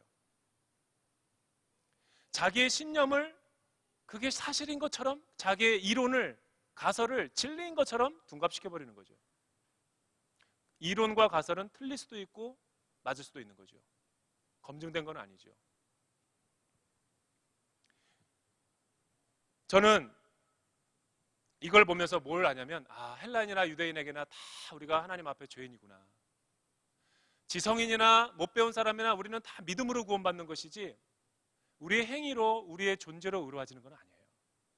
여러분 지성인이 가장 그래서 연약한 사람이에요. 제가 보기에는 오히려 소라 껍데기에 껍딱딱한 껍데기로 들어가는 거죠. 그 자기의 상처와 내 아픈 거를 그 감추는 거죠. 그래서 제가 보기에는 지성인들 가운데서 가장 연약한 사람이 많아요. 강한 것 같으면서도 가장 연약한 거죠.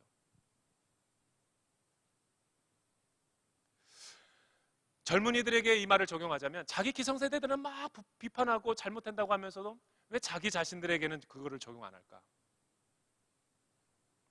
젊은 세대들은 마치 의로운 것처럼, 죄가 없는 것처럼, 부모 기성세대들은 다 죄인인 것처럼, 거짓과 부정직한 것만 막 한 것처럼. 우리나라는 지금 진보와 보수가 막 갈라져 있어요. 너무 힘들어요, 우리나라는. 서로가 옳다라고 그래요. 야당과 여당도 그렇고. 그런데 제가 보기에는 강점만 말하지 약점은 말 안 해요. 그건 뭐냐면 정직하지가 않은 거예요. 여러분, 진보와 보수를 떠나서 저는 내 나름대로 신념을 갖고 있는 게 뭐냐면, 목사로서 진보든 보수든 그게 이데올로기가 중요한 게 아니에요. 자기가 믿는 그 노선에 따라서 사는 사람이 진짜 훌륭한 사람이에요. 진보주의자도 자기가 말한 대로 사는 사람은 존경할 만합니다. 보수주의자도 마찬가지예요. 근데 말만 그렇게 떠들고 이중적으로 위선적으로 막 여기 갔다 저기 갔다 회색주의자처럼 하는 사람이 문제인 거지. 말만 하고 행동으로는 안 옮기는 이 이상주의자들이 문제인 거죠. 진보냐 보수자의 문제가 아니죠. 말한 대로 사느냐 안 사느냐.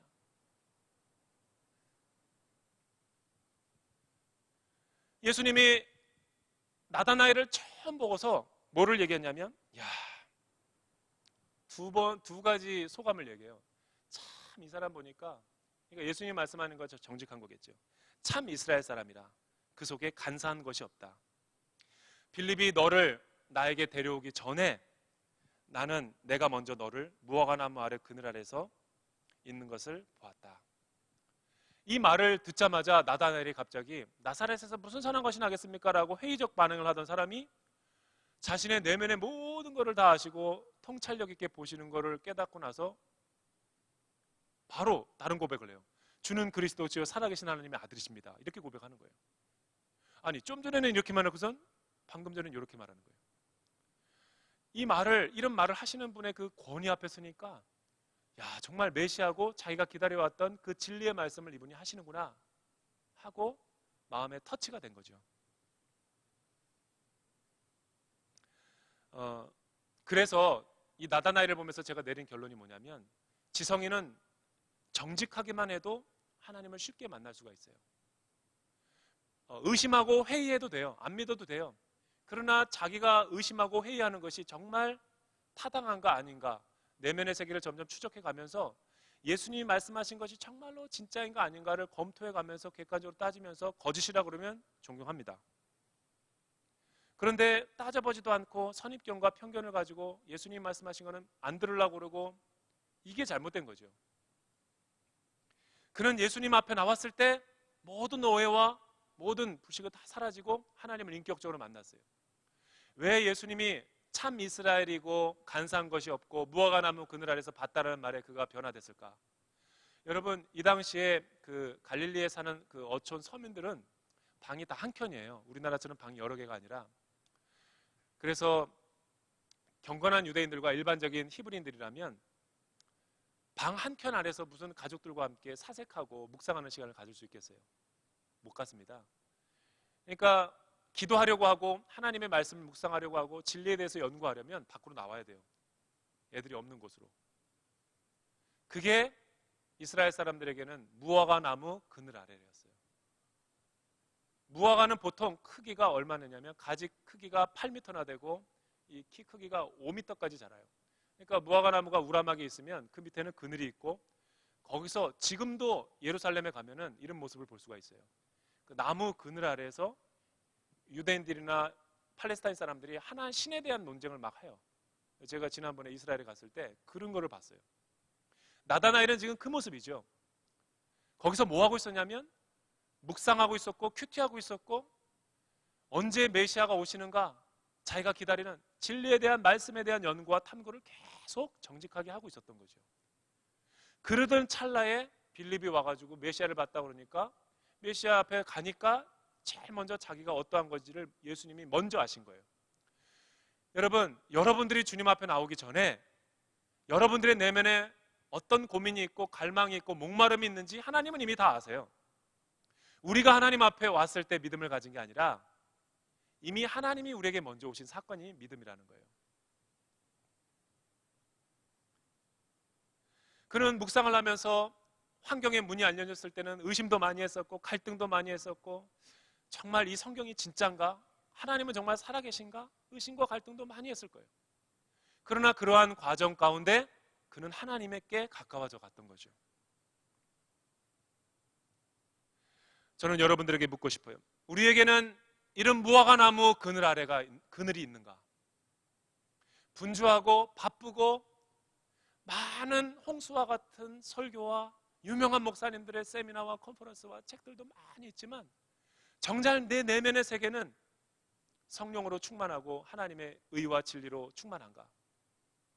목사인 저를 봤을 때도 내면의 세계가 텅 비어 있다는 거예요. 요즘 세계가. 인디언들은 그렇대요. 하나님을 모르는 인디언도 말을 타고 막 황야를 질주하다가 사막 광야 같은 데를 막 질주하다가 갑자기 멈춰선대요. 그리고 먼 하늘을 바라본대요. 뒤를 바라보면서.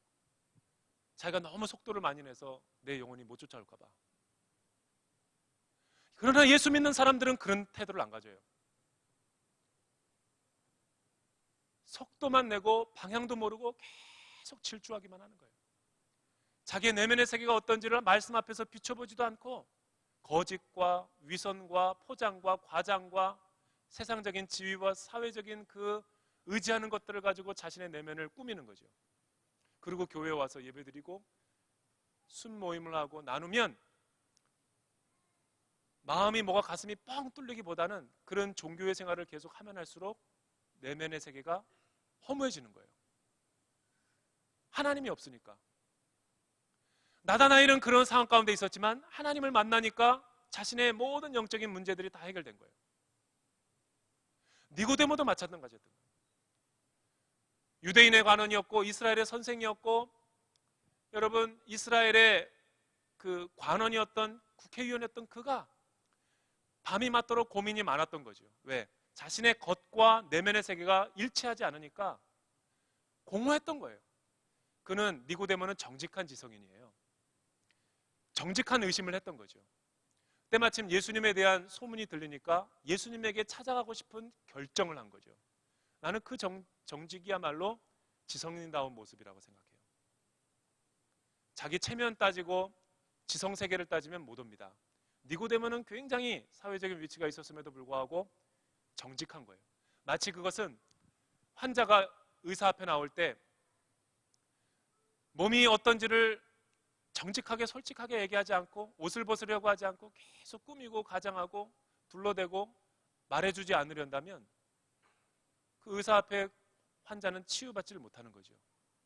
우리가 주님 앞에 나올 때 어떤 모습으로 나와야 되냐면 있는 모습 그대로. 아프면 주님 나 아파요. 주님 솔직히 말해서 요즘에 나 너무 힘듭니다. 주님 요즘에 나 하나님한테 너무 실망했습니다. 내 환경과 상황이 왜 이렇게 코너로 몰라집니까? 주님 도대체 계시기나 하신 겁니까? 이런 시편적인 고백이야말로 우리의 내면의 세계를 정화시키는 거예요. 나다나엘이 니고데모가 그러했다라는 거예요. 그러나 요즘 현대인들은 저와 여러분들의 세계는 이런 질문들을 못하게 만드는 거예요. 무조건 아멘 하라고 그러고 무조건 시간과 순서로 막 프로그램으로 돌아가려다 보니까 하나님과의 인격적인 관계가 끊어져 버린 거예요. 무화과 나무 그늘을 회복해야 돼요. 그게 영성이고 그게 하나님이 우리를 찾기 원하시는 모습인 거죠.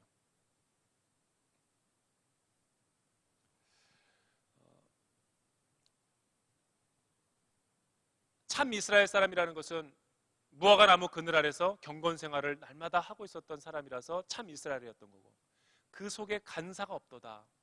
이 돌로스라고 하는 히브리어는 뭐냐면, 이 간사함이라는 것은 뜻이 뭐냐면 미끼라는 뜻이에요. 미끼. 낚시를 할 때 그 미끼 있죠. 속여가지고 이렇게 딱 그 낚아채는 거. 이 나다나엘에게는 그런 속임과 꾸밈과 미끼가 없다라는 거예요. 한마디로 말하면 정직하다라는 거죠. 순수했다라는 거죠. 그러니까 그가 예수님을 보자마자 영이 맑았기 때문에 바로 만난 거예요. 목사님, 우리 남편 좀 전도할 수 있게 좀 기도 좀 해주세요. 목사님, 우리 아이가 교회를 안 나오려고 그래요. 그래서 억지로 데리고 유인해가지고 교회를 데리고 나왔어. 근데 정말로 은혜를 받아야 되는데 은혜를 받기는커녕 이전보다 더 튕겨나가. 너무 속상해가지고 저한테 온 거예요. 목사도 이제 할 말이 없는 거예요. 왜 그럴까요? 제가 그 성도님에게 그렇게 얘기했어요. 집사님, 예수님을 알기 전에 얼마나 세상에서 오랫동안 때와 오염된 거 있는데 그거 한 번 드렸다고 실망하고 돌아가면 예수 어떻게 믿냐고. 계속 때를 벗어야 된다고. 어렵고 힘들더라도, 나쁜 말로 하면 간사가 많은 거죠. 지성인도 정직하지 않고 우리 사람은 죄성이 있어서 하나님 앞에서 이 속이는 영이 많아요. 이 죄에 대해 오염돼 가지고 지성이라든가 감정이라든가 의지가 타락해 있어 가지고 정직하게 주님 앞에 못 섭니다. 이 날마다 진실하게 훈련되어지는 연습을 하는 게 제자 훈련이에요. 나다나엘은 예수님을 만나기 전에 이 훈련이 비교적 잘 돼 있는 사람이에요. 그러니까 예수님을 보자마자 이 말씀에 탁 터치가 된 거예요.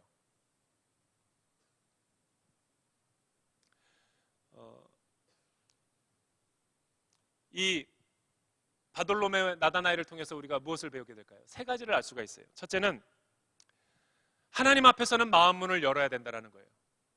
마음 문을 열지 않으면 주님이 우리 마음 가운데 들어올 수 없다는 것이죠. 다른 말로 하면 하나님 앞에서 내면의 문제를 정직하게 들고 나가야지만 치유받을 수 있고 회복될 수 있다는 거예요.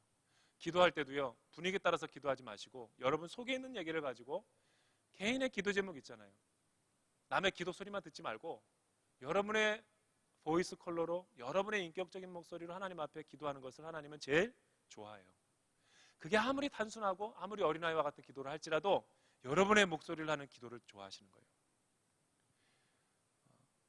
두 번째는 뭐냐면 진리에 대한 태도죠. 나다나엘은 구도자적인 태도와 열정이 있었어요. 이 모습이 있었기 때문에 그는 즉각적으로 예수님을 만날 수 있었던 거예요. 반대로 나는 배울 것이 없다, 나는 다 알아, 나는 교회 생활 오래 해서 뭐 그까짓 것쯤이야, 이런 냉소적인 자세와 태도를 가진 사람은 아무리 DTS를 갔다 오고 제자 훈련을 하고 뭘 해도 영이 안 자랍니다. 나다나엘은 겸손했던 사람이에요. 정직했을 뿐만 아니라 겸손했기 때문에 예수님이 쉽게 그 내면 세계에 들어올 수 있었던 거죠. 세 번째는 뭐냐면 진리를 알았을 때 솔직한 고백과 찬양하는 태도를 가져야 된다는 거예요. 나다나엘의 진짜 훌륭한 점이 뭐냐면 나다나엘은 하나님을 만나고 나서 어떻게 변하고 어떻게 태도하냐면 그 이전까지 자기가 어떤 의심과 회의를 했다 할지라도 주님이 내 모습 가운데 찾아와 주시고 만나니까 뭐 형식과 외식과 체면은 다 뒤로 하고 스스럼 없이 하나님을 찬양하고 예배하고 존귀히 여기는 모습을 보게 돼요. 그게 예배자의 태도인 거예요. 그게 하나님의 사람으로서 제자로서 살아가는 모습이라는 거죠. 하나님은 12제자 가운데 이런 나다나엘의 모습을 택하시고 사랑하셨어요. 강점도 있었고 약점도 있었지만 너무 의심병이 강해서 탈이었지만 그것도 치유하시고 회복시키셔서 하나님의 나라의 귀한 일꾼으로 사용하시게 된 거죠. 여기를 통해서 알 수 있는 것, 하나님은 약한 자도 들어 쓰신다. 하나님은 기질대로 우리를 들어 쓰신다. 여러분의 있는 모습 그대로가 지금 어떤 모습고 어떤 형편이든지 간에 He doesn't care. 하나님은 관여하지 않아요.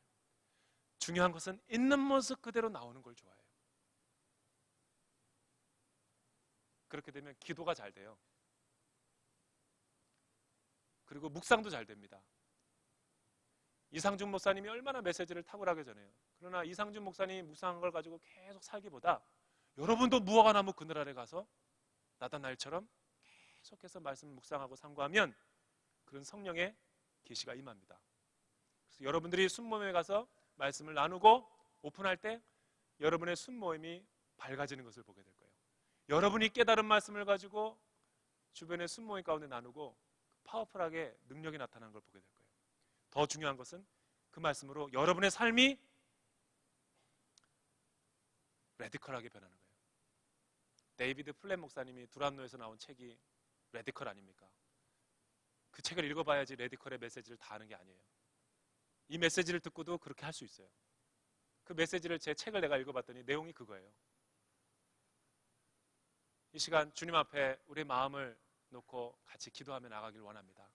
이 시간 한번 그 자리에서 다 일어나셔서 찬양팀 나와서 찬양하며 나갈 때 우리의 마음을 주님 앞에 모으고 우리의 눈을 감고 주님 앞에 기도하며 나가기 원합니다. 주님, 오늘 나다나엘을 통해서 놀라운 하나님의 음성과 메시지를 듣게 하심을 감사합니다. 나다나엘은 하나님 앞에서 정직한 영혼이었고 그의 마음 문을 열었습니다.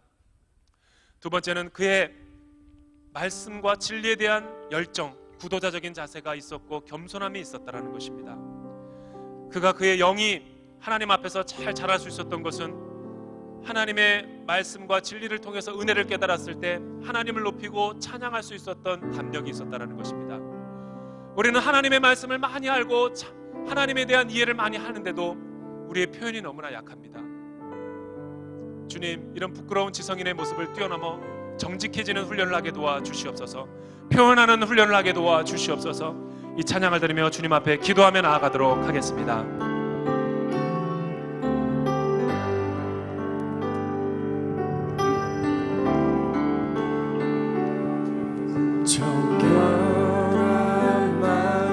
우리 입술을 열어 믿음으로 기도하며 나가기 원합니다. 할렐루야. 주님, 정직한 영을 새롭게 하소서.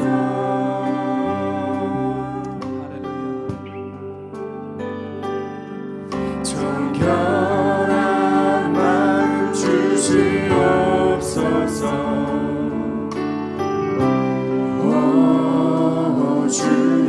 주님, 있는 모습 그대로 주님 앞에 나아가기를 원합니다. 정직한 영을 새롭게 하소서.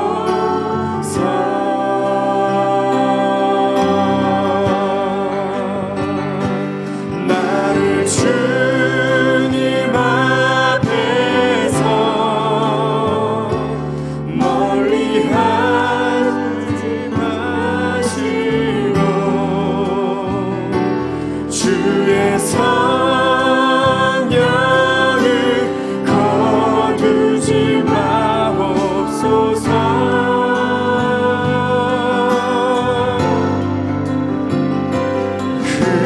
그 구원의 기쁨 다시 회복시키시며 변치 않는 맘 내 안에 주소. 두 가지를 놓고 기도하기 원합니다. 첫째는 우리 한국 사람들에게는 유교의식의 문화가 뼛속까지 자리 잡고 있기 때문에 회중에서 예배를 드릴 때라든가 기도할 때, 기도 모임할 때 다른 사람을 의식하는 게 되게 많아요. 내가 예배할 때 은혜가 돼서 손을 높이 들면 남들이 나를 어떻게 바라볼까?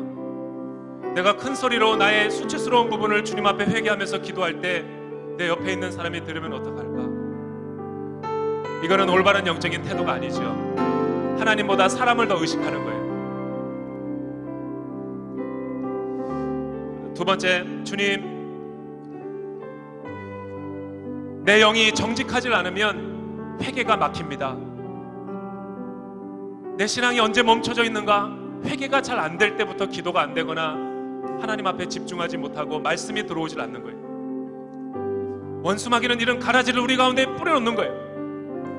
내가 이 시간 나사렛 예수의 이름으로 명하노니 우리 영혼의 거짓과 속임의 영들아, 예수의 이름으로 다 떠나갈지어다. 예수의 이름으로 명하노니 다 떠나갈지어다. 하나님 앞에 정직해지게 하여 주시고 하나님의 말씀 가운데 반응하며 나가게 도와주시옵소서. 이 시간 두 손을 들고 주여 세 번 외치고 통성으로 기도하겠습니다.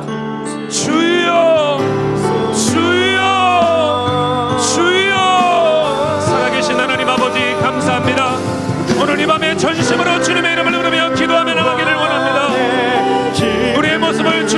의탁하며 나가기를 원합니다. 있는 모습 그대로 주님 앞에 나아가기를 원합니다. 내 영혼의 모습을 바라보기를 원합니다. 변치 않는 맘 할렐루야. 안에 주소서. 아버지여 알려주시고 새롭게 알려주시고 변화시켜주시고 내 영을 주님 앞에 의탁하기를 원합니다.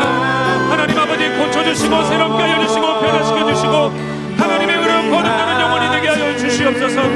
내 영이 아버지 투명하게 도와주시고 말씀 앞에 치유받게 도와주시고 내 영혼의 모든 꿈과 모든 아버지 외식과 과장들이 예수 이름으로 다 떠나가게 도와주시옵소서. 할렐루야.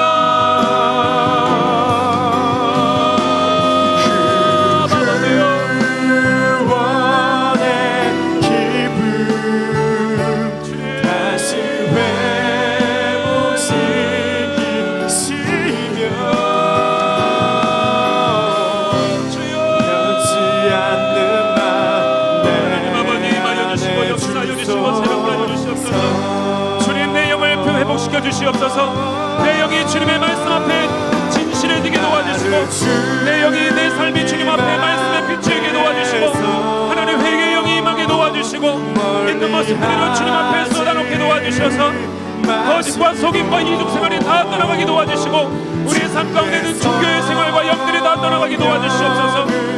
거두지 마옵소서.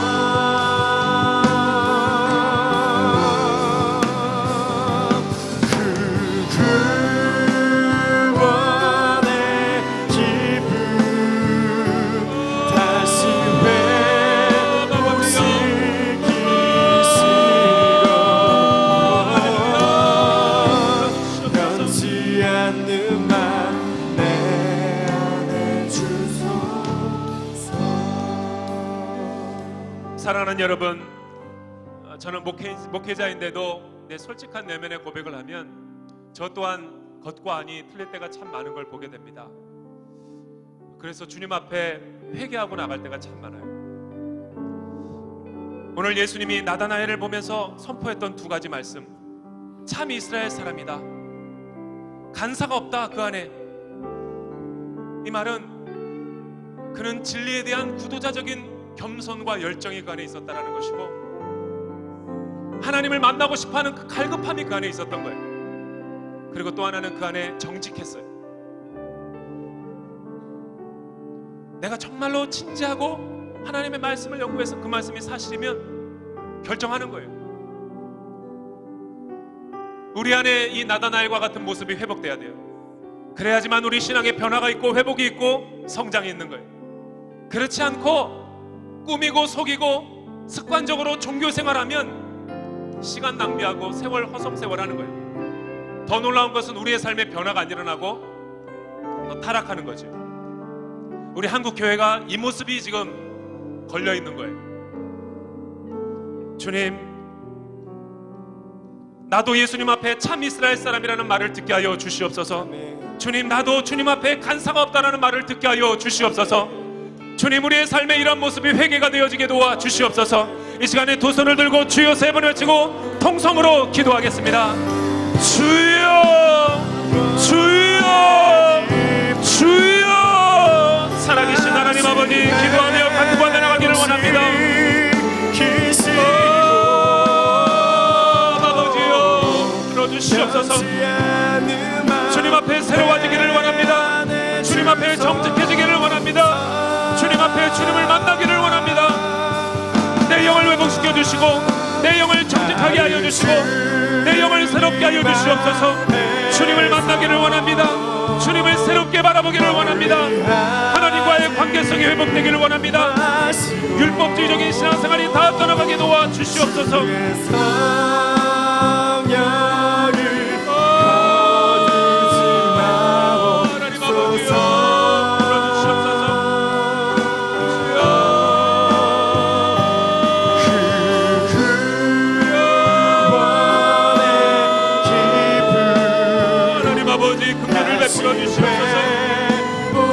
하나님, 우리의 영이 주님을 만나게 하여 주시옵소서.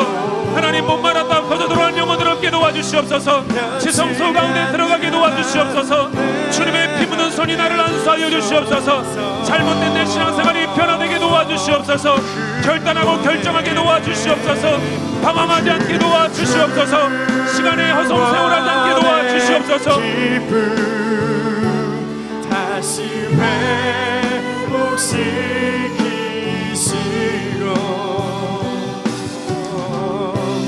변치 않는 맘 내 안에 주소서. 사랑하는 여러분, 이 밤에 다시 한번 마지막으로 기도하며 나갈 때는 오늘 여러분들이 용기와 결정을 내려서 비오는 날인데도 이렇게 와 있어요. 저는 여러분들을 위해서 중보할 때 여러분 그냥 돌아가면 안 됩니다. 여러분들의 영혼을 위해서 날마다 기도할 때 주님 한 사람도 빼놓지 않고 주님 만나고 돌아가야 됩니다. 주님, 우리의 삶이 얼마나 무의미하고 지금 메마르고 지쳐있고 절망하고 낭만 가운데 있습니까? 그런데도 아프지 않고 자기는 건강하다라고 과장하고 포장할 때가 많이 있습니다. 내면의 세계는 완전히 병들어 있는데 나는 건강한 척하고 있습니다.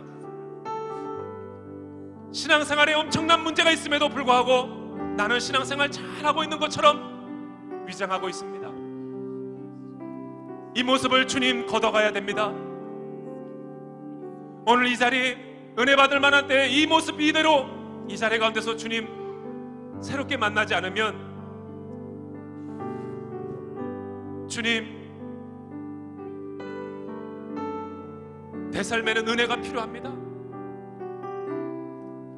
내 힘과 내 노력과 내 뜻대로 살아가는 것도 중요하지만 주님의 보호하심과 특별한 인도하심과 특별한 회복하심,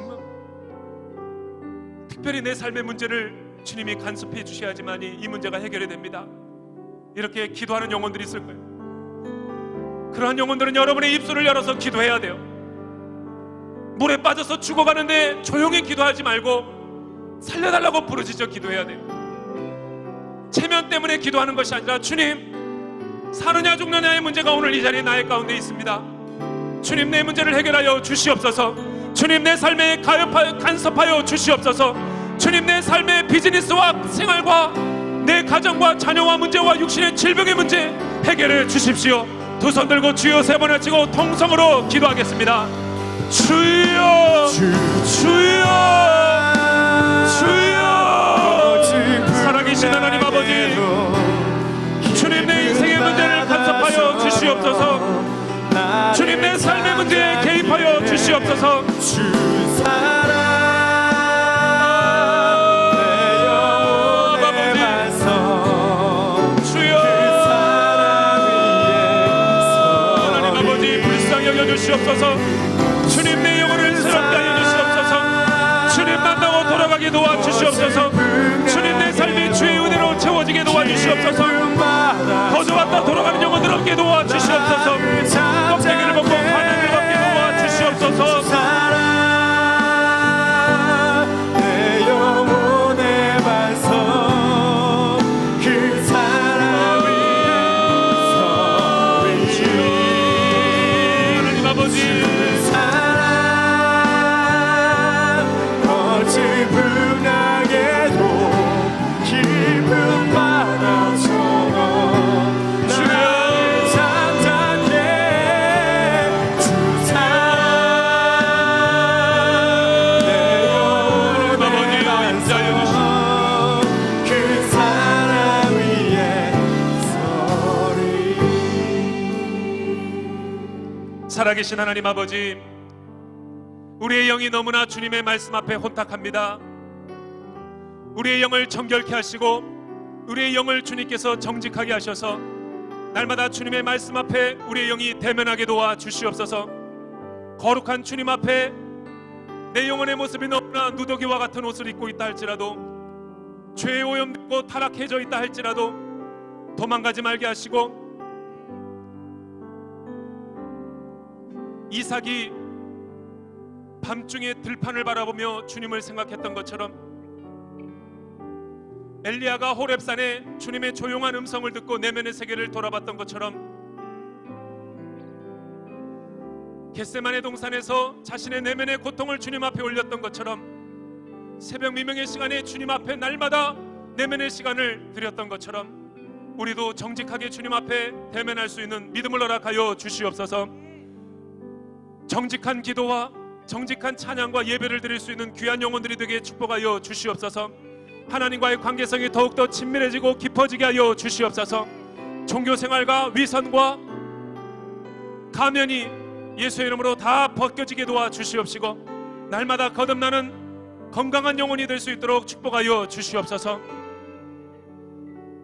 주님 앞에 나올 때 기도 제목을 가지고 나왔습니다. 주님, 내 육신이 너무나 정신적으로 황폐해져 있습니다. 내 육신 가운데 있는 모든 이 망상과 환청과 환각에서 자유하길 원합니다. 약을 끊어버리기를 원합니다. 정신병원의 치료를 받지 않길 원합니다. 예수의 이름으로 이 모든 상황에서 구원받게 도와 주시옵소서. 주님, 예비하신 장막을 구하고 있습니다. 하나님의 인도하신 가운데 신실한 주님이 예비하신 장막을 구할 수 있게 은혜 내려 주시옵소서. 주님, 난임을 경험하고 있어서 지금 시험관하기 절차를 받고 있습니다. 주님, 상태가 지금 많이 안 좋지만 이 시험관하기가 건강하게 잘 자랄 수 있게 은혜를 내려 주시옵소서. 하나님의 특별한 보호와 은총이 있게 도와 주시옵소서. 주님, 사업이 많이 어렵습니다. 사업과 물질에 기름 부어 주시옵소서. 하나님이 나의 사업과 함께 하셔서 물질로 어려움 당하지 않게 도와 주시옵소서. 주님, 부부관계가 많이 어렵습니다. 소통이 잘 되고 정직한 대화를 할 수 있게 도와주시고 부부관계가 막혀있는 모든 부분들이 예수의 이름으로 풀리게 도와 주시옵소서. 주님, 방송국 입사 시원을 보고 있습니다. 이 모든 지원이 끝까지 합격의 하나님 아버지 결과가 올 수 있도록 성령 하나님 나의 삶 가운데 함께하여 주시옵소서. 주님, 인간관계가 많이 복잡하고 깨어 있습니다. 성령님, 나의 삶 가운데 찾아오셔서 헝클어져 있고 무너져 있는 인간관계가 회복되게 도와 주시옵소서. 내 힘과 노력과 뜻으로 되지 않으니 주님이 나의 삶에 간섭하여 주시옵소서. 은혜로 모든 인간관계가 회복되게 도와 주시옵소서. 꼬여있는 모든 부분들이 예수의 이름으로 풀리게 도와 주시옵소서. 사역지를 지금 옮기려고 합니다. 주님의 뜻인지 아닌지 분별하게 도와주시고 하나님의 신실한 인도함을 받게 도와 주시옵소서. 결혼 준비를 하고 있습니다. 주님, 배우자 될 사람과 믿음으로 날마다 기도하게 하시고 한마음과 한뜻으로 주님 앞에 신실한 결혼 예식을 올릴 수 있도록 인도하여 주시옵소서. 주님, 가족 구원을 위해서 기도합니다. 우리 가족과 친인척이 주 예수 그리스도 믿어 구원 얻는 놀라운 은총이 이 가정 가운데 임하게 도와 주시옵소서. 오늘 이 밤에 기도할 때 무릎 꿇을 때 이 가정에 임하게 도와 주시옵소서. 주님, 수험생들이 있고 여러 가지 시험을 앞둔 지체들이 있습니다. 주님, 수능을 앞두고 있는 가족과 수험생을 두고 있는 가족들이 있습니다. 두려움과 불안함과 걱정과 염려, 이 모든 것들 예수의 이름으로 다 떠나가게 도와 주시옵시고 하나님이 우리에게 주신 마음은 두려움이 아니오 사랑과 근심과 절제라고 하셨사오니 하나님, 하나님의 마음으로 시험을 잘 치를 수 있게 도와주시고 정말로 내 야망과 성공이 아니라 하나님의 뜻대로 입시에 잘 공부하여서 하나님의 의를 드러낼 수 있고 영광을 드러내는 수험기간이 될 수 있도록 축복하여 주시옵소서. 좋은 컨디션으로 최선으로 다해서 시험 볼 수 있고 좋은 결과가 임하게 도와 주시옵소서.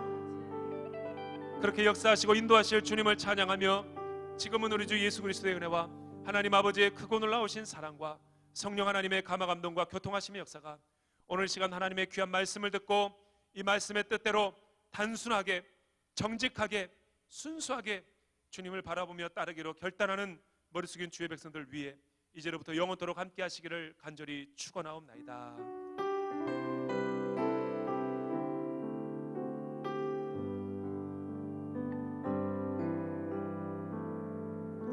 예배를 마쳤고요. 계속해서 개인적으로